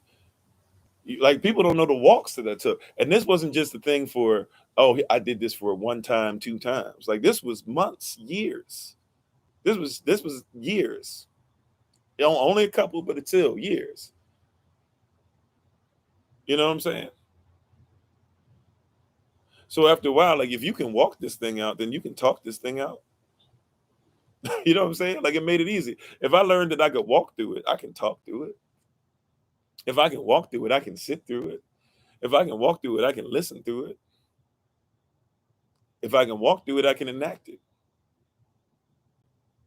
I can only imagine if I had the tools that I have now, if I had them back then, because I would have loved walking. You know why? Because I would have got food.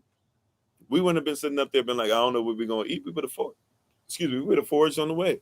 Hey, there's some wild lettuce. Y'all make sure y'all get some of that lettuce. Hey, there's some of the, those apples. They're gonna be, they're kind of ripe. Even if you don't want to get them now, put them in your pocket or put them in the bag or whatever. You can carry them back home. Eat them back then. We'll take them home. We'll have apples when they're ripe. We won't be missing food. Even if we get tired of eating apples, we'll have some. How many times would I have not thought I need to make sure I go to McDonald's to make sure that my children eat and still had to walk? What was that? Oh no, no, we could only go to McDonald's on the train on the bus back then. So I had to buy McDonald's on the bus, right? To get them to go to the better school, it took me two to three it took me 2 to 3 buses to get them to school. What was that? The A8 or the A2 or the A4 or the A6, and then depending on where that took us, we usually would link up somehow somewhere with the P90. I can't remember what the other buses were in between sometimes, right? Like that, like real talk. Like I grew up walking sometimes 2, 3 hours to school. Couldn't afford to take the Fairfax Connector. For those of you who know about Alexandria, Virginia, walk 2, 3 hours. Walk 2 hours to middle school. When I went to high school, that was another hour added. right? But you grind, and you there's seeds that are planted. So when I say to people stuff like, yo, I know what it is to be on the low end of things. I'm not just saying it at this point. I'm saying I lived it. But also, what does that mean? If I lived my way, if I walked my way out, I lived my way out. I lived what this is that I went through. You know what I'm saying? No, I didn't go to Minnehaha or to TC. I played against TC in sports. If you're talking about Alexandria, I went to Thomas Edison for high school, which looks completely different than when I went, and middle school, which looks completely different as well. I went to Mark Twain. Both of those off of Fairfax Road, right? But I lived through this. That's why I say I live it now. Only way I know how to do it is to live it. Only way I know how to get out is to live it. Only way I know how to speak it. I can't speak to you what I don't know. Know means to be intimate with, right? So I can't speak to you with what I'm not intimate with. I know it, right? And I learned a long time ago that if I'm going to get to the end, then I've got to be a problem solver. I've got to have a mathematical equation, right? A solution is not an answer. You have to have a problem, and then the solution is how you solve the problem in order to get an answer, right? And so I learned a long time ago, if you're going to be where you talking about I'm going to start this business, you talking about I'm going to grind, you talking about I'm going to love this and love that, right? Even when we get ready, so September 17th, we're going to be doing 4 hours of power. Some of y'all will get on there and be like, yo, how is he going to be able to talk? He just did a live, and then, he came on for this, and then he going to be ready to go ahead and go and do all this stuff for 4 hours of power. How in the world, where are you getting this energy? Because that's what I did. I told you, when nobody listened to me, when nobody would let me speak on their pulpit, when nobody wanted to hear what I had to say about different things like that, I was preaching to trees. I was still talking. People thought I was weird. They thought I was somebody that just talked to himself. But I was talking to that thing that was in me. I would encourage myself. I'd be walking around speaking the same things I'm saying to you. Some of y'all get some of this stuff. It's like, how did he come up with this for hours? Because I was coming up with this my whole life. Just because somebody found out about me yesterday doesn't mean that I wasn't doing this every day. I was grinding. I was speaking this stuff every day. I was figuring this stuff out. I was trying to figure out all the chinks in the armor. I was trying to figure out why I don't act right, why I can't make the money, right? Why I don't accept compliments from people, why I can't accept help. Why is it that I'm not doing well? Why is it that I'm not a husband yet? Why is it that I can't find a wife? Where is it that I need to be more adult? And when do I finally where does it click? All these different things that people ask me. Why can I answer a question? I can answer it because I lived it. Your question was answered. Like, the answer for your question didn't come just through a book. It came through the fact that I was actually going through it. Thank you for the love. Appreciate it, right? Like, you're going to have to problem solve. Don't let them tell you that don't let these people keep telling you, oh, come up with the solution. Coming up with solution means I have to first know the answer, or at least know where I'm going to, or at least in our culture. You find the answer, you go back to the beginning, right? You find Z, you go back to X, and then you can figure out why. I figured out why a long time ago when my feet were bleeding because I was walking too much. I found out a long time ago when my shoes was talking back to me and I still had to walk in them all day. Right? I found out a long time ago. You know what I'm saying? It was the struggles. Isn't it interesting that when people ask you about stuff and they say, oh, yeah, what do you remember? And you remember the great times and things like that. But you know what you find more value in? I made it through. And this part right here, as we get ready to take our leave, because I know we're at time is short, right? But I made it through. The testimony I made it through is powerful. Even if it don't mean nothing to nobody else, I made it through. It's powerful for me because it means the world to me.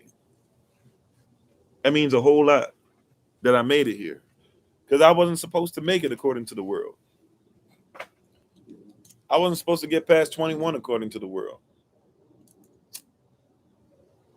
right? I wasn't supposed to be highly intelligent, even though my intelligence comes from a different culture. I wasn't supposed to learn how to love myself. I told y'all before, I just started thinking that I'm an okay looking dude, and then went from that to, okay, I can believe that I'm handsome. That happened to me 3 years ago. And I had to stop wearing the 3-piece suits. I had to stop living the 6-figure lifestyle, right? I mean, like, I was doing what they told me I was supposed to do. And I still was like, yeah, it's not me. I don't not wear suits just because I think that I'm better than people. I don't wear suits because it's never been me. When I was in the military and people say, you look handsome in that uniform, you look handsome in your dress blues, you look handsome in your work blues, you look handsome in this, I always would be like, thank you. But inside I'd be like, yeah, I don't like this. I grew up with a father that taught me how to be able to, press clothes the way that they do the dry cleaners. When I got in the military, I never took my clothes to the dry cleaners. I knew how to do 3 creases and how to do heavy starch or light starch, do all that stuff. I never went to another person for that. But it was never me, right? But I never stopped walking. I'm only talking now because I never stopped walking. A lot of people talk, but they ain't got no walk. I never stopped walking. I never stopped improving myself. Somebody says, why are you still trying to improve yourself? Because that's all I know. When we go up to Detroit, it's called Look Beyond What You See. And when we go there, the whole thing is set up from where we're going to worship to all the stuff. Look beyond what you see. A lot of people going to come up there, but you're going to walk it. See, with me, you're going to walk this thing. If you're going to be around me, if you're going to be a brother, you're going to walk this thing. Don't come around me as a brother and cheating on your wife and acting like you're going to cheat on your wife around me, because I walk this thing. I'm going to call you out. And call me a simp, call me a traitor, whatever you want. But I walk it. Walk it how I talk it. Right? Walk it out, all that. Yeah. But I walk this thing. I walk this thing. I don't play around with this. Right? If you want to know about being a husband, guess what? That's why my wife, everywhere I go, my wife is there. If you see my wife's not there, there's an emergency going on. Right? A lot of you who have met me in person, you have never met me in person without my wife. You know why? Because I walk this thing. I don't just say she's the honorable Amma. I don't just say I honor her. I don't just say I want her by my side. She shall be by my side. Y'all be talking about my husband is my best friend. My wife is my best friend. Don't spend no time with each other. Don't know love languages, this and that or whatever. I study my wife. I've been studying my wife since the day that we got together. Really the day we talked, then talked on the phone. And then basically from the time we got together, we pretty much have been inseparable. And I told my wife, I walk the same walk. I told her the same thing I tell y'all. Hey, they can say whatever. We can do the marriage ceremony, all this stuff. Look, when we have sex, we marry. So I'm just letting you know, you're a wife, I'm a husband, and I'm qualified, you qualified, and I'm ready to go at any time. But it's going to be your decision on when you say that I'm qualified enough to be able to do that. But when we do it, I told her straight up, like when that happens, however it happens, whether it's after we walk down the aisle or whether it's while we doing this thing of getting to know each other, from that point on, I'm telling you, I'm treating you like my wife. Take that seriously, right? Because I'm gonna treat you like my wife. I'm not gonna treat you like a little girl out here. I'm not gonna treat you like a date. I'm not gonna treat you like somebody that, okay, I done hit it and I'm gonna leave. And then guess what? I had to back up those actions every single day because she's that special to me. She means that much. I cannot live without her. I don't say these things just to say them, right? I cannot live without her because what? Because I'm committed to her. I'm committed to her excellence, and I'm committed to her excellence becoming our excellence. Walk this thing. Those experiences happen for a reason. All things work together. We say, thank you for the love, Slanda. All things work together, but then things happen. We say, why is this happening? It's working together for you. That's why. Thank you, Bounty. Thank you, Slanda, again. Right? It's working for you. I don't know why it's happening. Why is this happening? Why on me? Lord, Lord, please tell me. Why me? Because it's for your benefit. It's for your benefit. Nobody else could go through what you go through. Have you ever thought about that? We always like to say nobody else could be you. Great. Nobody can be me. What about nobody can go through what I can go through? Nobody else could be the seed that's planted that will grow into the plant that's going to be. You are a one-of-a-kind plant. And you are the only plant. You are the only thing planted that will ever be like you. We keep telling people run away from their environment. Thank you again, Slaughter. Thank you for that love. Appreciate you. We keep telling people get out the hood. Make sure you get a better job. Dress like them. Make sure you do this. Make sure you do that. When you gonna be yourself? There's never gonna be another you. I love that jazz song. There will never ever be another you, because there never will be. Right?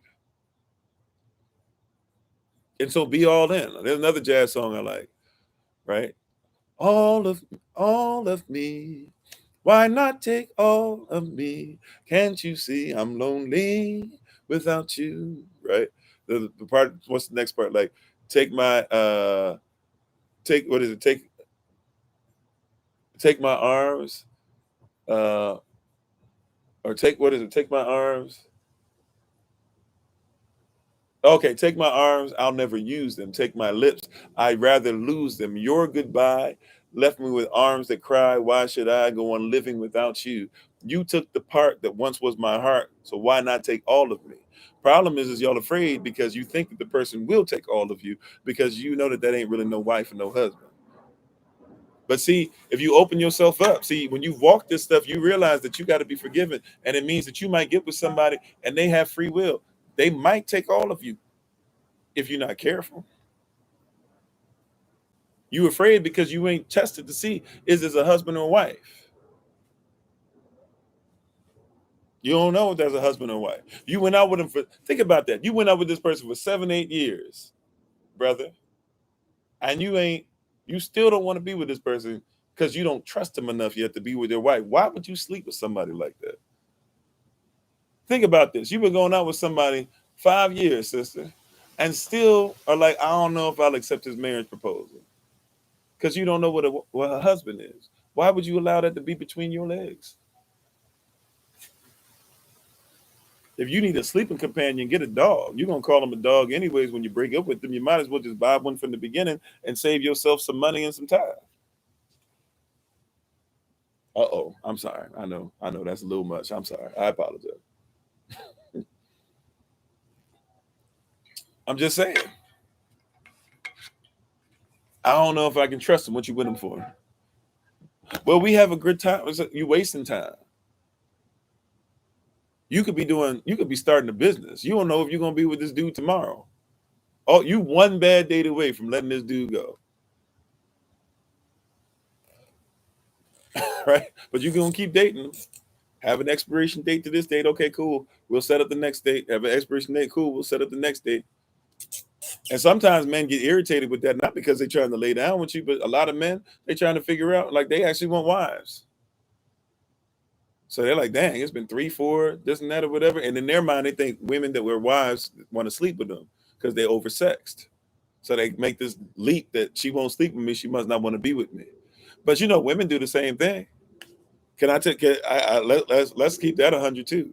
I can't tell you how many sisters that I tried to be with and do the right thing and go slow and see if they were wife material and tell them I wanted a wife from the beginning, and they were trying to get me to sleep with them and being like, well, why can't we have sex? Why can't we do this? And they went to church longer than I did, and I'm like, I thought I was doing the righteous thing, the courageous thing, the lawful thing. Why is she telling me that I'm off? Had to leave that alone.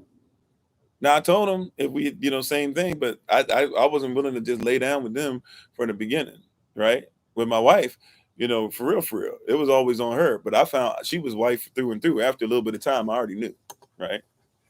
I was like in a place where it was like, okay, like this is it, But I'm just, but it's a different culture. A lot of y'all think when you walk down the aisle, okay, that's when we get married. No, you get married when you lay down. And y'all done had so many husbands and wives. You done laid down some of y'all with so many people in illegal marriages because you weren't really qualified to be a husband. They weren't qualified to be a wife. Now you got all these thoughts going through and you're trying to figure out what it is and which one actually was best. And sometimes you still got feelings from and you got soul ties and stuff like that. And you have to go through a purification process and all those different things. All right, Just Banks takes care. But those things are real. It's a seed that was planted. The math ain't mathing. You planted a seed in the wrong environment. Stop, ladies. Sorry, I keep saying that. Sisters, stop looking for husbands in places that little boys reside in. It's not all men. You keep looking for little boys that have on the bodies of men. These are men that are possessed by little boy spirits. You probably don't want to deal with men that are possessed by little boy spirits, right? Because they're not husbands, they're little boys. Sisters, stop going to where little boys congregate. What do little boys like to do? Let's get together somewhere and have some fun and have some sports. And let's play games in front of girls who are on the sidelines cheering us on. Sounds like a club. But you keep going to clubs. Oh, by the way, is church ran like a temple or is it ran like a club? Uh-oh. You got to have money to be able to get in. Uh-oh. You got to make sure that you wear a certain suit, right? You can't come in just any way. You can't come as you are because you can't go to the club and not have them shoes. Uh-oh, somebody want to hear this, but I'm about to step on your feet. You can't go into the club and be wearing them shoes that you was wearing. Right, you can't come up in here with them sandals on, bro. You got to make sure you got them suit shoes on. Hey, make sure that you got some slacks on up in here. Where your tie at? Where your haircut at? Where's this at? Where's that at? Yeah, that etymology. Church is comes from cirque, which is circus, right? Where's your church? Where's your this at? Where's your that at? Where blah blah? Where your dress at? You know, women don't wear pants. You know what's this? Why you got a tattoo? Why you got a dress code? This is why I don't get on people when people are trying to do. What about the fringes and the skirts and all these different things like that and the tassels? It's like, look, even if they ain't wearing that, I'm not tripping off the dress code as long as you ain't making sure that you're doing anything that dishonors, the Most High. Like, do what you do. Do what you do. Because for real, y'all don't want to go off dress code because men didn't wear pants. So all these people that be talking about skirts, take your pants off. Y'all ain't trying to go there. You know what I'm saying? You know what I'm saying? Like, y'all don't want to wear that. Y'all talking about women should only wear dresses. Men didn't wear pants back then. Men didn't wear suits and ties. Suits and ties come from European people, right? You wear your the cufflinks. The cufflinks held together what?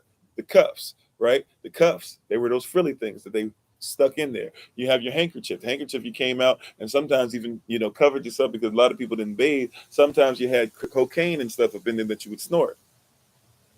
Right? Why do you wear a tie? You wear a tie because it was a symbol to put a tie around because during battle, sometimes people got cut at the throat. And so to heal them, they would make sure that so somebody wearing a tie, it was talking about they were a strong warrior that was willing to sacrifice himself. Why did you wear a belt? A belt was something that was supposed to be able to keep the chainmail and stuff in order. So the belt helped to make sure that the trousers were up. Right? You wear socks. Back then they wore stockings. You know what I'm saying? Like, why are you doing a dress code thing? Free your mind from this mess. Right? There's a prophet, and I'm not talking about Bob Marley. Bob Marley quoted the prophet. Right? In Jamaica, we call him a prophet. Marcus Garvey. He said, emancipate yourself from mental slavery. None but ourselves can free our mind. Have no fear of atomic energy because none of them can stop the time. Then Bob Marley came on side that he said, how long should they kill our prophets? They're killing them. While we stand aside and look, he was telling you Marcus Garvey was a prophet. He gave us a word, and then they killed him while we just looked. And then we made an excuse. We say, well, it's just a part of it. We got to fulfill the book. Where's the redemption in that?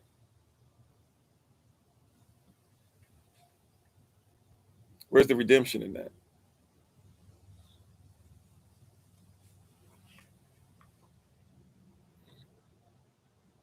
That's what he was singing. That's what he was talking about. We got to redeem ourselves. What does redeem mean? Reconsider. The seed is a tree. The tree is a seed. You've been planted. Now it's time to become a tree. Don't keep adding stuff up the way that they added up everywhere else. Add it up correctly. Know the end. Know the answer. Be in tune with it. Go back to the beginning, the origin, and only focus on going from origin to answer. Origin to answer. Don't stop when you see something else and covet it. I want my children to have what their children have. Are their children going to act right? Do their children act right? I want my children to have what we say. So I want my children to have what I didn't have. That's because instead of focusing on raising your child, you know what the end result should be. You started with them, but you start going along the path and you get distracted by something that's not even for your child. Does your child? I never had a pony. Does your child need a pony? My child, I never had um, somebody to make sure that they took me to trampoline parks all over the world. Does your child need to go to trampoline park? I never got a chance to go to Disney World. Disney World is not a great place anyways. It's really expensive. You might as well take him to Six Flags. He probably have a better experience and they get to do more. I never had a chance to go and look at 3D stuff or whatever. I put on 3D glasses or whatever. So you put them in the metaverse. I'm just saying, like, we got some stuff going on. We got to be careful. If you started at the beginning, focus on the end. Where your blind is at. Y'all see this? Y'all hear this today? Right? Matter of fact, I didn't even realize this till just now. When you put blinders, I want you to do a little exercise. Even you might be around some people right now, so maybe you look foolish. But if you're willing to look a little foolish, or even if you're by yourself, right, do a little exercise. Put your blinders on, right, and put your hands here. And you see my hands are like around my mouth area. And if you notice, if you notice when you're talking, you actually sound different when you got blinders on. I never realized that before. But when you put blinders on, not only do you see different, you sound different. I don't know if you're picking that up. I don't know if it looks different, sounds different to you where I am. Where I am, I sound completely different with my hands like this than I do like this. Right? Putting your blinders on, it makes you redeem or reconsider what's going on. Even the way you sound is different. Put those blinders on. We don't have time for a whole bunch of stuff. Put those blinders on. And I guess I sound different because it directs the sound. See, up here, when the sound can go everywhere, right? But when I speak now, it's focused. I hear it different. I actually like this voice. I don't know if this is a voice that people hear. I never really heard myself sound like this though, but I like this. I like this. It's focused. It's centered. Walk down the path and don't worry about what you see on the side, right? That's why some of y'all got side chicks. You're out here messing with your wife and doing what you're supposed to do for her, and then you looked on the side and you done messed up. That's why some of y'all got side N words. Because you was doing what you supposed to do, and then all of a sudden you got caught up with something on the side, you coveted it. My husband ain't got abs, he got abs, right? But he don't feed you. He got abs because he's skinny. Your husband, he got some weight on him, but he makes sure you eat too. Anyway, I'm out on that. So appreciate y'all. Thank you. We went over a little bit. I have nothing. Well, I have a lot more Holy Spirit that is done. I know we're messing with the time. Thank y'all so much. We'll be back on this evening. This time I'll make sure I'm on Kofi _42. I apologize for that last night, but thank y'all who came on this channel to see us last night. And continue to pray as Minister Sonia gets ready to give a word. We will not have an SOC meeting tomorrow. Ministerial staff, or ministers in training, we are trying to make sure we come together again on tomorrow, 5 p.m. Eastern New York time, especially to make sure the other two get a chance to do their practice sermons. If you guys want to give if you and we'll give everybody else another chance if they want to take another shot at it as well.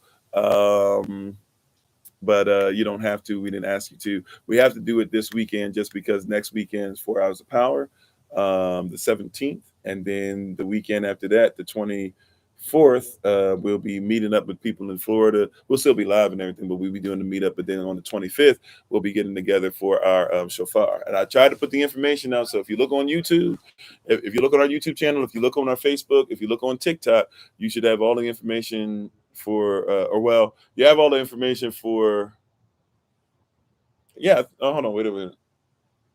I'm pretty sure you should have all the information for shofar, or maybe it's for the 4 Hours of Power. I know on TikTok we have both, so one of them needs to be brought up or whatever. Those who are part of the Holy Day Committee too, we're going to meet again on Tuesday, so y'all be ready for that. And other than that, thank you guys so much. I look forward to talking to you guys soon. I appreciate the king, queen, and each and every one of you. Even if you're not living inside that kingdom of queendom yet, keep pressing and going towards it. Press towards the mark of the high calling. Study this word, meditate, fast, whatever you need to do so you can not just be hearers of the word, but doers simultaneously. And please check out my wife, the Honorable Amma, on TikTok, YouTube, or website, and Pinterest at Bloom and Flourish. Not A&D, the letter N, Bloom and Flourish. She's a healer, herbalist, chemist, and biologist by degree. Thank y'all for supporting her business. Her business is to make sure that the health of the diaspora is her business. Thank you for doing that. And if you want to find out more stuff about other businesses, things we're doing for the community, things we're doing worldwide, things that are coming up on our schedule, we'll have some updates on the calendar soon as well. If you want to do that, just simply go and look us up, on our main TikTok page. If you're on YouTube, all you got to do is look in the description box. If you go to YouTube too and look in the description box, you can also find the form for classes that we're taking. So if you'd like to be able to take those classes, Sister Carrie, I believe that we didn't get the stuff to you if you're still on, so we'll make sure we get that to you. And other than that, we honor y'all. Thank you. We appreciate you. Yeah, don't forget those affirmations, Romans 8, 1, 11, 18, 19, 28. Don't forget to live in the period, right? And Remember, as always, Yastel, that you are loved, you are necessary, you are majestic, you are fearfully and wonderfully made, and you, which is all of us working together, will be the reason why people who are in the system no longer have to be of it. Shalom. And in case I don't see you back on Kofi_42 later on, or on YouTube later on, not only shalom, but Shabbat shalom. Talk to you guys soon. Peace. Tedach. Bavakasha.